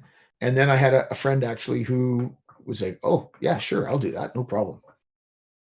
And so I just sold him all those bits. And he picked it up and did that. So, I guess that kind of speaks to that kind of sporterized thing. I'm completely averse to it. Now, if it had a cut barrel, or if it was a number 4 with something cut on it that couldn't be replaced, or without a lot of difficulty anyway, I don't even look at it. And they certainly if presented with a full proper SMLE and a sporterized, and there was all kinds of them sporterized, especially in Canada, a long time ago. Now you think of sporterizing a Milsurp gun and you're like, what kind of demon are you? But, exactly. Back then they were just literally a dime a dozen. So cut them down so you can hunt with them. What's wrong with that? If you want a real one, if for whatever silly ass reason you want a real one, well, just go and get one because they were everywhere. And the old magazines would say, here's how you cut down your rifle into a hunting rifle. Right. And the magazine were all chopped and, because you don't need to carry 10 rounds or whatever. So it has to be the context, I guess, is the long way. The short version of the long answer I just gave you. The context would have to be there. And ultimately, it wasn't just to own, that cut down rifle. It would be to ensure that, much like that carbine story, is something I can bring back to life, which is I was well on the way to. And then, the clouds opened up and the angels sang and one fell into my lap. So I didn't need to go down that full road. Yep. I have restored a couple SMLEs myself, just because there's plenty of DP parts rifles available in the US. Oh yeah, you did that. Cool. Yeah, so but it's kind of a pain in the ass, isn't it though? Do you recommend it? Do you to save a sporterized rifle? Well, I guess it all depends on your situation. If where you are, and that's the only one that you've come across, which admittedly that was the case I was in. I hadn't seen one forever, and I'm not tied into the community very well. So there may have been a dozen of them past me in the middle of the night, but I had no idea that they were there. This is the first one I came across after waiting a long time and knowing that ultimately I'd like to have one as part of the channel. And it was like so there's an example of where I did make that decision. Right? I guess it matters also. So a lot of people I know, they wouldn't use a repro stock at all. They would want to get another original. But then when you're dealing with some of these rare rifles, good luck finding the original. Right. It's one thing to find an SMLE butt or a number 4 forend. But when you talk about a carbine forend, are you kidding me? Right. So it's like a lot of people, and they'll sit on it for years, say, oh, one day I'll find the stock. Yeah, okay. Right.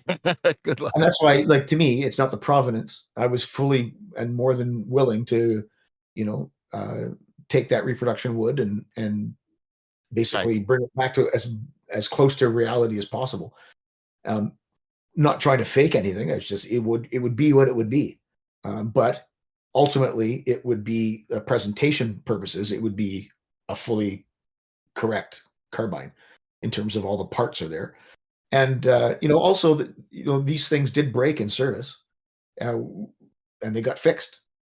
And a lot of times in terms of matching this and matching that, especially with Lee-Enfields, is like there's well, it doesn't. It's not as important that it just wasn't a thing that a mismatched bolt in a particular rifle. Like a lot of times these things would have been completely mismatched and then used without any not even blinking. So that whole matching parts thing, or was the rifle, damaged? Was the butt broken and then replaced? And then, this part was lost, and then a part out of the bin came and it was used to fix that.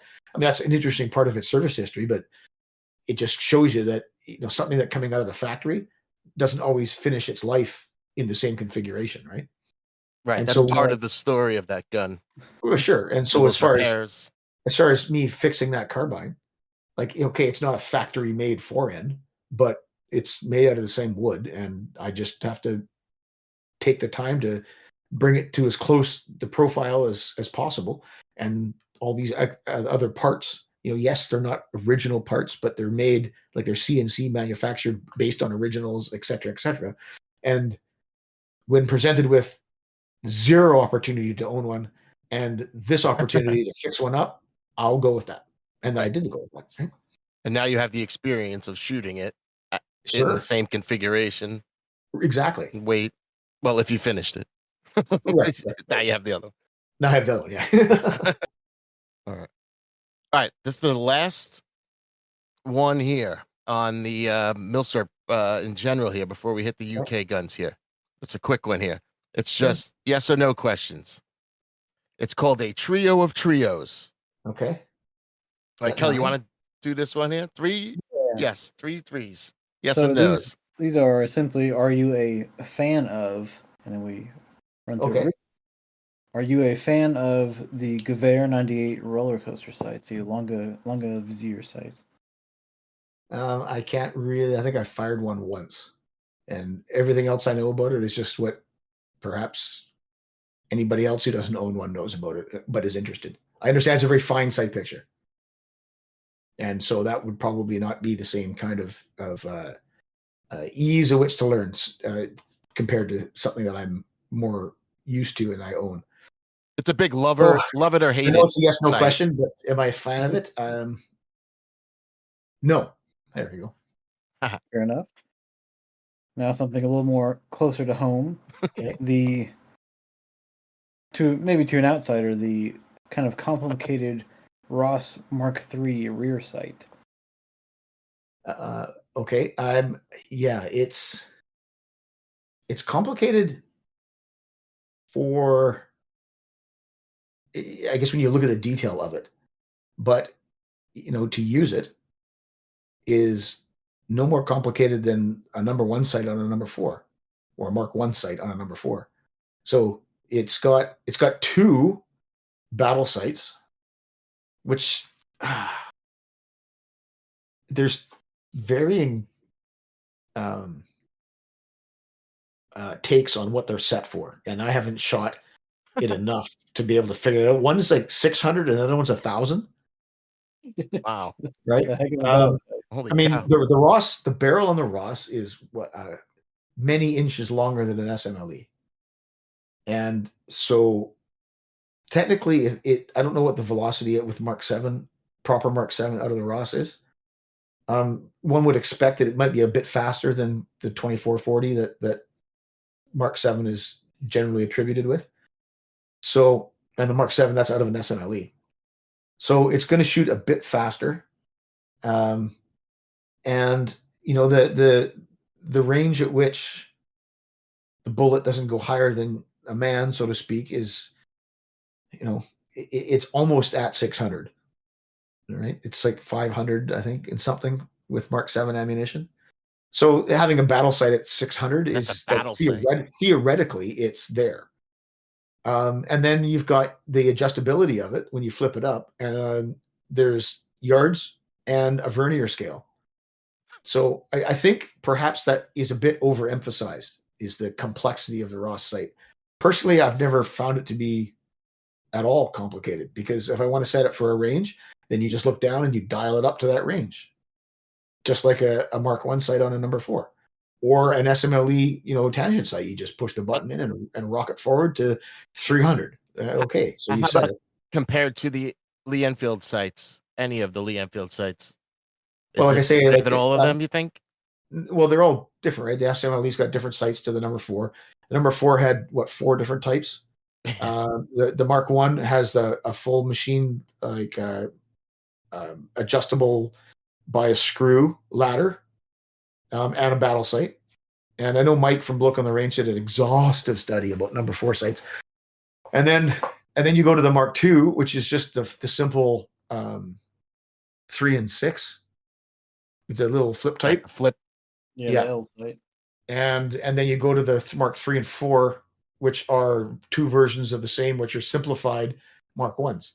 So they're, battle sight, but with a ladder. So you flip it up and then you move the slider up to the appropriate range and shoot through the aperture there. So is the Ross sight much different than that? Well, not really.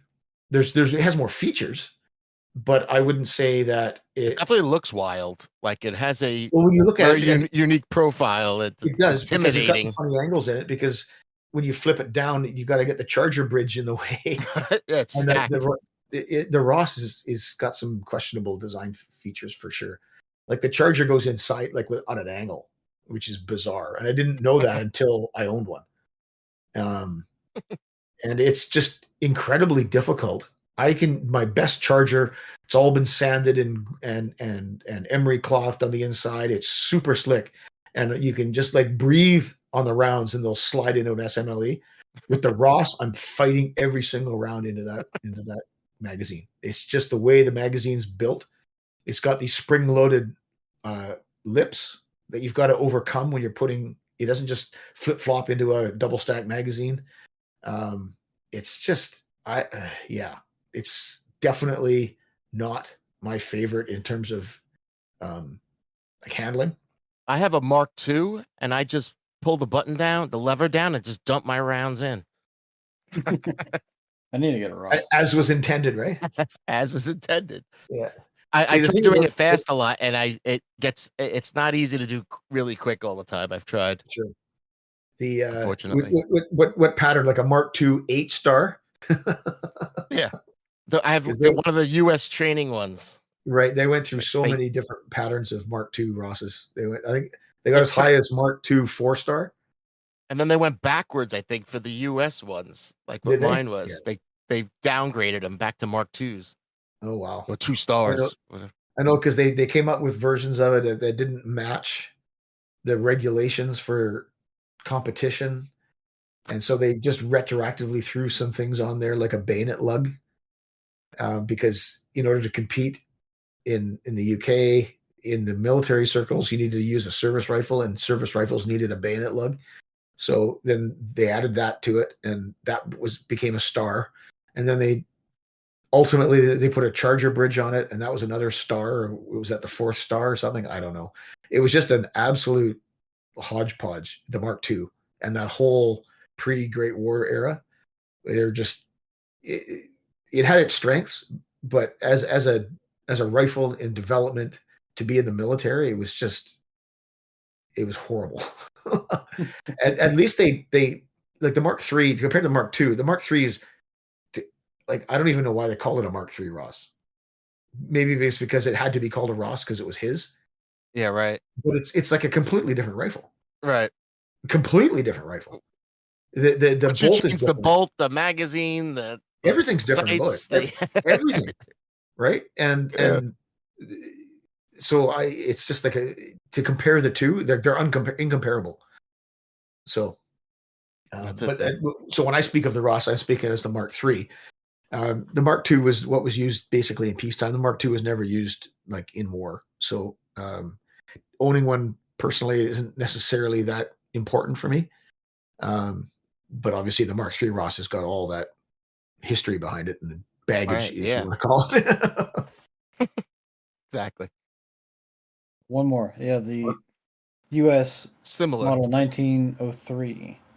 Okay. So I don't haven't used one. My only experience with that is like watching Matthias and May talk about it. That's my only. I don't think I've ever even looked down the sights of a Springfield. And if I have, I can't remember. It's another daunting one. You flip it up and there's 3 different notches and a hole, and you're not sure where to look. Right, because my understanding is that because there's all kinds of adjustments that you make, or that it's built in to adjust for drift at longer range. Am I right in saying that? I think that was in believe so, theory, yeah. but Something like that. As I remember in the video that they did on it, it was just them talking about it. Was just, this is a crazy site, and to think that people think the raw site is complicated.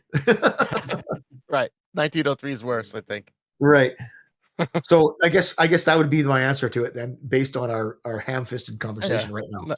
Not quite. All right. Now we have the Does It Do It For You trio. Okay. The first one is, do neutral countries of World War I and World War II, let's say, or prior conflicts that, they stayed out of, did they do it for you at all? People that stayed out of trouble. In terms of their arms, like in terms of their do you care firearms? about guns, like, Switzerland, like in our world, okay. everyone's always talking about the Swiss. Mm-hmm. I can appreciate what they are for good and bad, 100%. Another one would be that was never used in war would be a camera ladder. Who was that? Heard of that? The No. camera ladder? Mm-mm. Oh, shoot, Norwegian.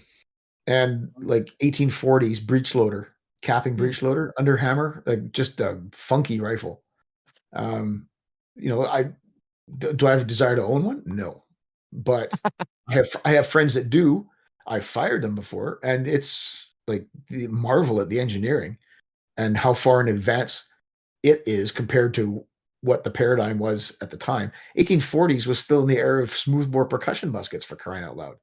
Right. And here's this breech loading rifle, with an underhammer, as they said, capping breech loader with a paper cartridge. Like, this is 20 years, 30 years before the Chassepot and Dreiser go at it in 1870. So, in terms of being advanced, and when the examples that I've not only fired but then watched and been around, like no gas leaking whatsoever, none, zero. Wow. So like it's a marvel of it. So I appreciate that stuff, but it's not something necessarily that I'm like running out to go and own or that kind of thing. All right. And what about oh, sorry. I was gonna say, do you delve into any kind of like sister or firearms of like the British Empire? Like we have the Lee, obviously, of Lee-Enfield, but what about like the Remington Lee? Like the you can't say derivative, but the predecessors. Yes. Yeah. The Winchester Lee, I guess. Yeah. For me, it's they're not they're an interesting piece to the history. Not something that I particularly am chomping at the bit to go and own, because I can't. In terms of the channel, you want to be able, or the premise of the channel is to be able to talk about these things in a military context, and in particular a British Empire military context. So to talk about, say, the Remington, that's because the U.S. Navy used those, right? Yes. Right. So for me, like I can see that there is a similar way of approaching that to the method that I use on the channel. But as I said, you should deal with. So I get comments from time to time and people making suggestions about, will you ever talk about the Trapdoor or something like that? And it was like, well, you can go and watch that video on American muzzleloaders. Not to say that it's a cheeky way of just saying it's not within my personal sphere of interest. And you can appreciate them 100%. 100%. I can, and like I know Brett from Paper Cartridges, again, he has one, and he did a few videos about it, and you can see the lineage of it all, right? And that is interesting to me, but it's not interesting enough for me to go and own it, shoot it, 40 times, and then never really come back to it. I don't do that personally. That's just not me. So you shoot 1,200 times. Yeah, exactly. Like a crazy person. How about British arms that didn't quite make the cut, like the Pattern 1914 or like a #1 Mark V? Right. That's a good one. That's closer to home for sure.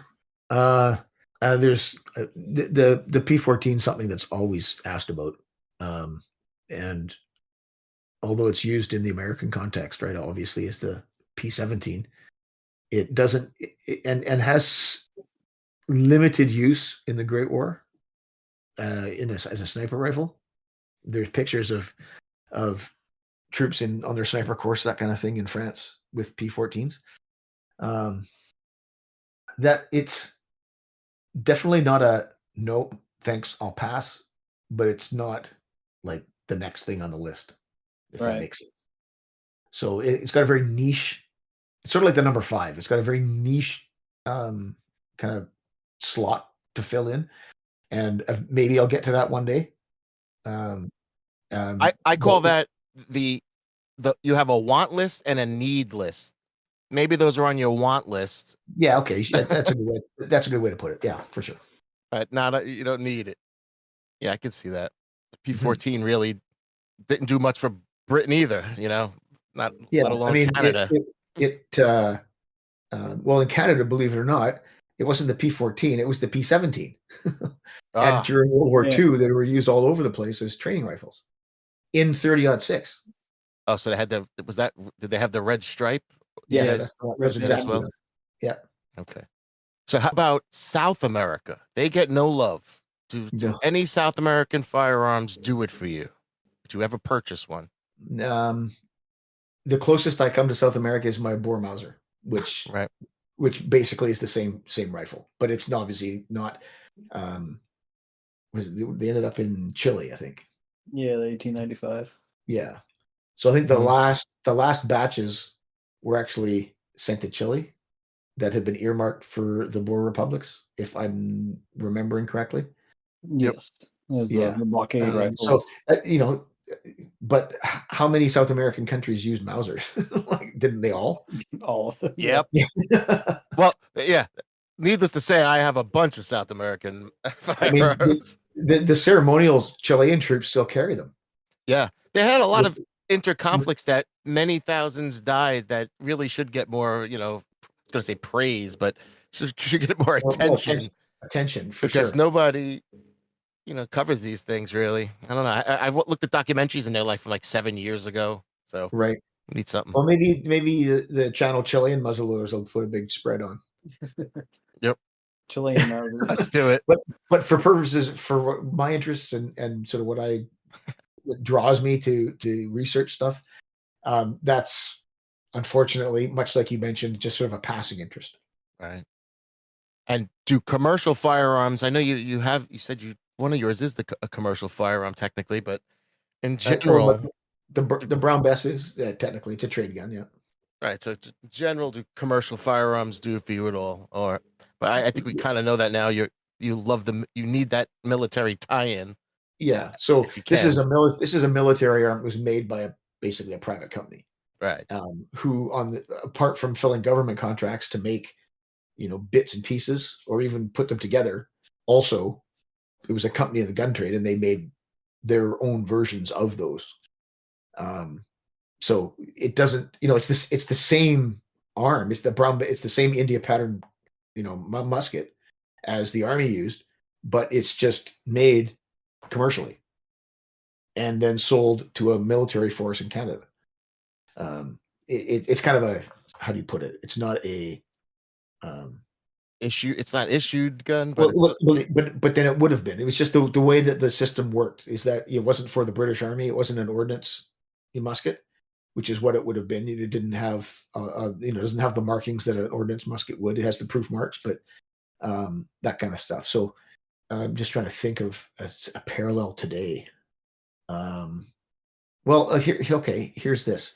The New Zealand Army used to use Styrogs, and then they transitioned a few years ago to I guess, is it an HK? I don't even know if it's a piston rifle or not, but it's made by Lewis Machine and Tool or whatever that company's name is. LMT, I think is the manufacturer that makes that. Oh, okay. So that was who they contracted with to make their service rifles. Right? It didn't come out of some sort of government factory or anything like that. It came out of a private company that got a contract by the New Zealand Army with service rifles. But it's like an M4 derivative, right, or M16 derivative. So it's something similar to that, right? It's a manufacturing company that would, if contracted by the government, make arms for them. Okay, yeah, that's like a lot of National Guards in the U.S. would constantly do that and contact the big gun makers to make them, Yeah, like Colt or FN or whatever. right, to make them special versions or whatever. Right, right. But this is going on in the 1700s, right? Sure. At this point, Sure. I mean, it's an interesting. The whole gun trade is in the UK. crazy. Anyway. It's a very interesting sort of evolution, and it doesn't get it. It exists by this kind of web of manufacturers and entities that hold standards and proofs and this kind of thing, and then you'd get companies that make all the bits, and they would send all the bits to another company who were termed setters up, and they would basically assemble and hand fit all these parts coming from different contractors into the finished completed arm. So if you look at an old arm, like an old Brown Bess or something, or an Enfield for that matter, you get a number of different types of markings on the barrel indicating who made the barrel. Right. And the company is stamped on the bottom of the barrel, or in the stock, and a different company made the stock, right? And all these marks are all over the place, indicating that this is not something that was, entered one end of the factory as raw materials and exited the factory as a finished rifle musket. This was something that a bunch of contractors made parts for and put them in bins and crates and shipped them to a place that another business that assembled them. So, but in terms of modern commercial arms that you find out there, like whatever it may be, like I want to buy a Remington 700 or something like that to go hunting, zero interest in that. Oh, there's one more trio here, Kel. Oh yes, yeah. Is it better than a UK gun trio? Okay. So we have a couple situations here for you. So if you were hanging out with me and Custer at the battling the American Indians at Little Bighorn, would you rather have a Springfield Trapdoor or the British Snider-Enfield as a conversion rifle? Yeah, that's. We're gonna make him go against the British guns here, I think. Well, it was a question of like what the capabilities, because the cavalry used the carbine, but it's in 45-70, right? Yes. Yeah, right. this year. Yep. Which cartridge for cartridge is better than the 5.77 Snider, but then you're shooting it out of a carbine, so in terms of its velocity, is not going to be as high. The Snider bullet was incredible in its power. I don't know if you're aware, but the Snider bullet was actually hollow pointed. It had a base cavity, much like the Enfield bullet, but in the process of developing the Snider cartridge, they used some principles that were discovered by Metford,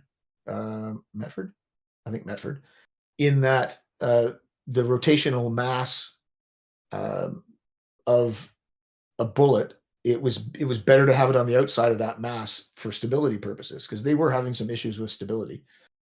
And so they decided that they would impress basically a cavity in the nose of the bullet as well, which subsequently was filled with a tiny little wooden plug.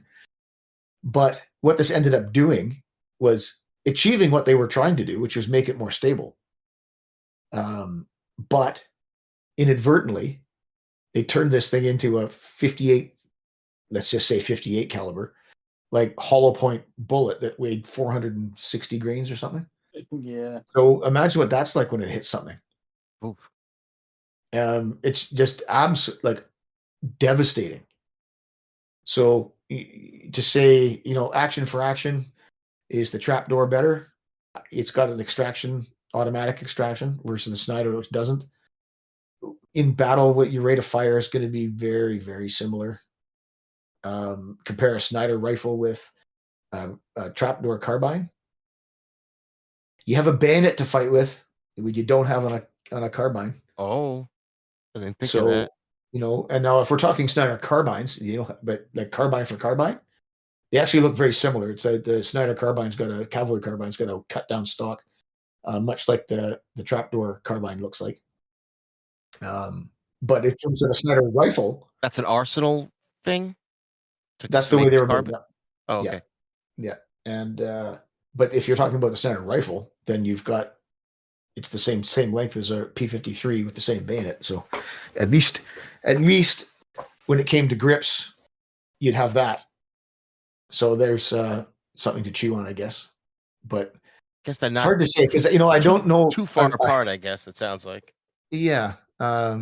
I think the answer to that wants to be there is like, this can shoot better, this can shoot faster, therefore we would have won. But there's so many other factors that I think come into play at Little Bighorn, much like all kind of disastrous battles. Like Slandwana is another battle in the British sphere that tends to get compared between the two, basically because of their outcome.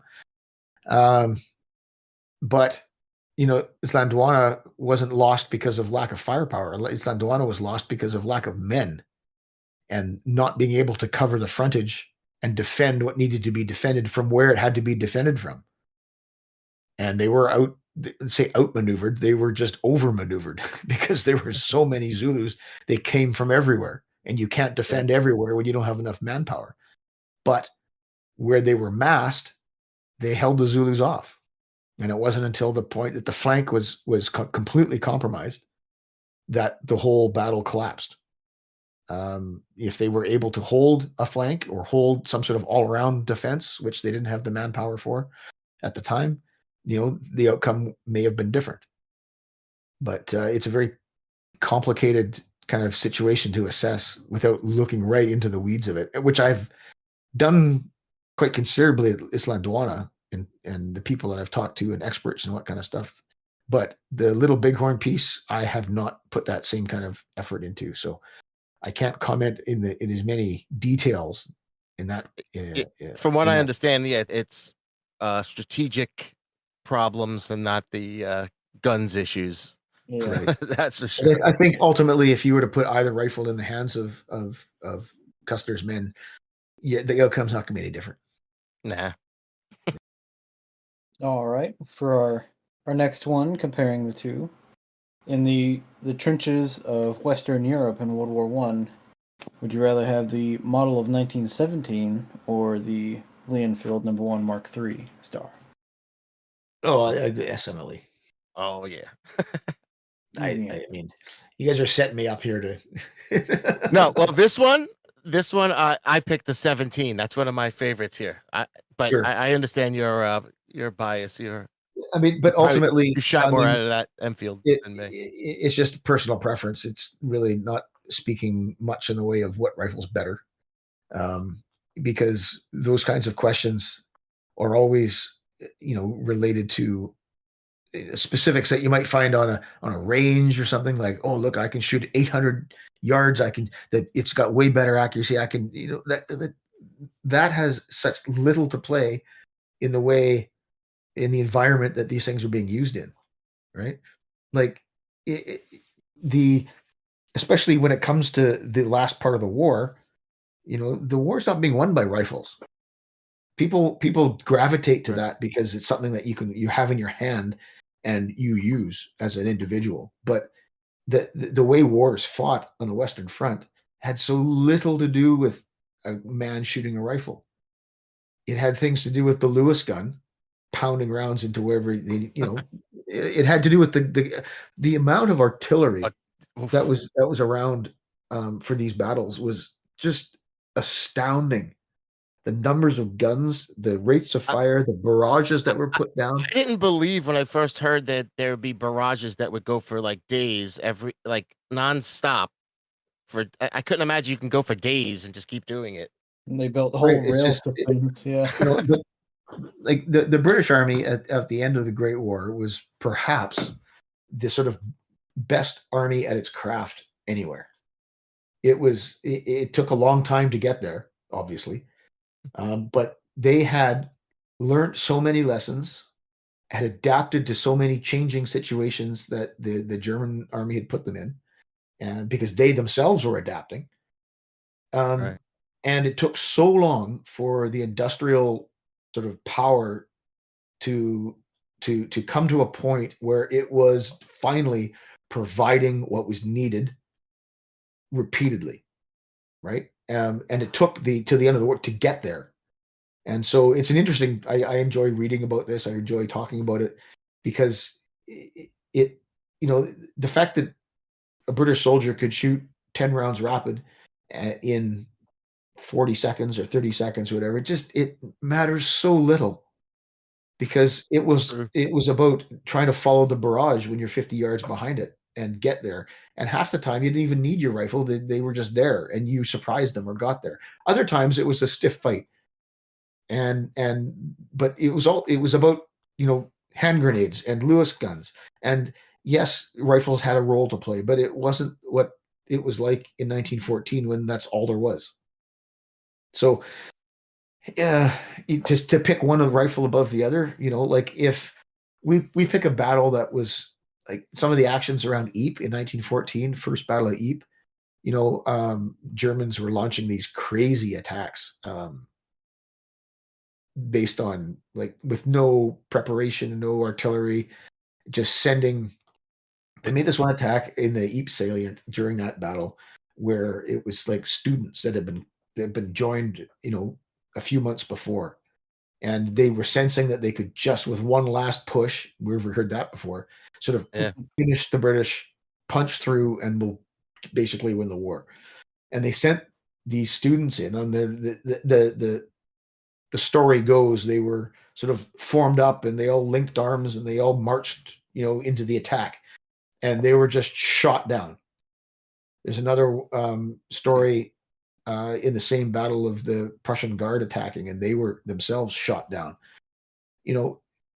That was against troops armed with the SMLE. So for all the power of the SMLE and the familiarity that the British soldiers had with it, what would the results have been had they been armed with a P-14? Probably the same. Right.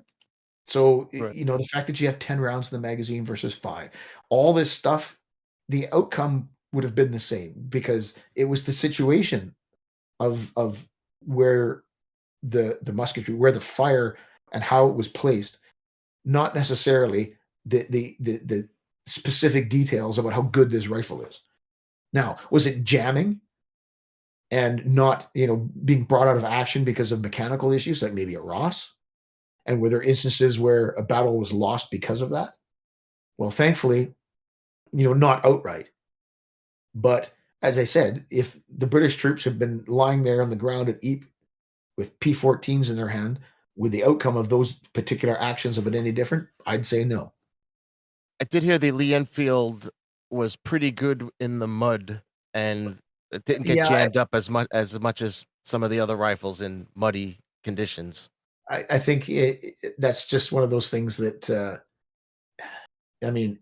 was it? They should breach covers. I mean, all rifles get muddy and crap. And when you dump a rifle in a big mud pit and try and work it, and there's too much mud in it, it's not going to work.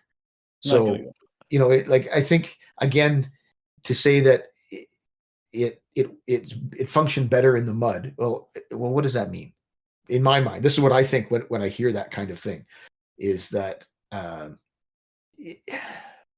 and what I read said it was a lot of rainy conditions would kick, and the shit would kick down from the top of the trenches down into the actions and onto your head. And well, sure, but is that not the same with any? I mean, this is that'd be the same with any rifle, right? So it's not particularly better, I don't think. In terms of you compare the problems with the Ross and the Lee-Enfield, is the Ross was made with and they talk about that same sort of thing. It was bad in the trenches and the mud and this kind of thing. Well, okay, the Ross was actually manufactured with a tighter tolerance to the chamber because the Canadian ammunition that Canada was producing was made very well. Now you put British ammunition, which is made to looser tolerances, and we're not talking crazy, but it's just the looser tolerances. So instead of the casing being, let's just pick a number, like 400, like 400 thousandths wide or whatever it is, and it's supposed to be 400. Canadian ammunition was plus or minus 2 thou, let's just say. Well, British ammunition was plus or minus 5 thou, right? So it's a small thing, but when you put it in a chamber that's made very tight, that works fine with ammunition that has very little variable, but then you start putting ammunition with wider variables in it, it's going to get jammed in there, and that's what happened. Yeah. But in terms of did it perform better than the 98? Or better than the Mannlicher, or better than the Springfield, or better than the P? I don't know. It's a pretty kind of wishy-washy kind of thing to try and point fingers at, because if you fell in a shell hole that was caked in mud and you pull yourself out of it and try to use your rifle, any of those rifles weren't going to work properly, in my mind, until you get them cleaned out. Maybe I'll have to do a test. If because only someone had done mud tests. I don't know who it is. Yeah, so I got to do that now. Because they did say the Gewehr 98s were shitty in the same condition. Right, because it's a big open bolt, and you pour mud into it, and it gets into the magazine and into the chamber, and then you're screwed, right? As far as that's just my take on it. All right. We'll still go with the Lee-Enfield. The Lee-Enfield. Long way of saying it, but yeah, I do appreciate the nuance there, because a lot of Milsurp collectors get tied up in the individual rifle experience. That's all they have at the range. So, sure. Really, it doesn't really matter. But we do have one more of these questions for you. Yeah. So late World War II, you have the choice of the number 4 Mark 1, or you've come across a Gewehr 43 that you could pick up. Oh, that's the semi-auto one, right? Correct. Yep. Yeah. Am I near a tank? Are you near a tank? Possibly. Possibly. I'll tell you why I asked that, because the Gewehr 43 is a normal 8mm, right? Correct. Yes. Yeah. So the only reason why I say it's a cheeky way of answering it, because I'll take that, because I'll be able to get ammunition from any tank in Commonwealth service. Do you know why? Why? Because British tanks, and this is I shouldn't say Commonwealth service, any British tank, because British tanks use the Beza machine gun, which was chambered in 8mm Mauser. I did not know that. Yeah. So that was a cheeky way of answering that. That is because cool. what use, I guess, for the at the moment, like in terms of picking it up for use, because the threat's right in front of me and I need to shoot it with something. Yeah, you're in the midst of a battle. It's something that I want to use for the rest of the war. You're in the midst of a battle. We'll go with that. In midst of battle, yeah. So I just stick with what we have, because I'll be able to get more ammunition for it. When's the next time I'm going to be able to get ammunition? Well, the video game answer is you pick it up, the video use it. When you walk over a Empty, dead end. It goes click, click, click. I can put it on my back, can't I? Can I have two? Yeah, there you go. There. Sling back the Enfield, empty out the G43, and then Didn't they break a lot? Or explode or something, or fracture? They did have a tendency to beat themselves to death. Yeah, okay. I'm thinking of the right way. They slammed in the back and too hard and cracked it. I mean, I guess it goes to this, the point. The real illustrative point is that why didn't the Germans have them? Yeah, right. They were trying, that's for sure. Sure, but then capacity, or is it a flawed design? Yeah. If we talk about an SG-44, well, that's a little bit of a different. Yeah, that's a little too easy to go with. Sure, but if you're talking about bolt action versus semi-automatic, there's no contest as far as that capability goes. 100%. The British weren't using, or the Commonwealth forces weren't using Lee-Enfields because they were better. They were using them because that's what they had, and there was no capacity to change. Yep. Right? And there hadn't been since the beginning. And once they're in a war, it was all they could do just to get the number 4 into production and to get it issued. Right? It didn't get issued until really 1943. Yep. But had there been capacity built before the war, if they had gone with the 276, I think they were looking at the Pedersen. What's the one with the big? the big the knuckle breach. Was it a Pedersen? I believe it's a Pedersen. Yeah. So I mean, they were trialing this stuff. They just never got to it, and there was just zero money and real deep down will sitting on all these stocks of ammunition and weapons, for that matter, from the Great War. And Britain was bankrupt. And it's, they should have just used Garands. Well, okay. I mean, they weren't even fully issued to the American forces by the beginning of the war. And that's in 1941, 42, right? So it's one of these things that it's I guess on the surface, it makes complete sense. But when you start delving into it, there's so many more reasons for the decisions being made that were made.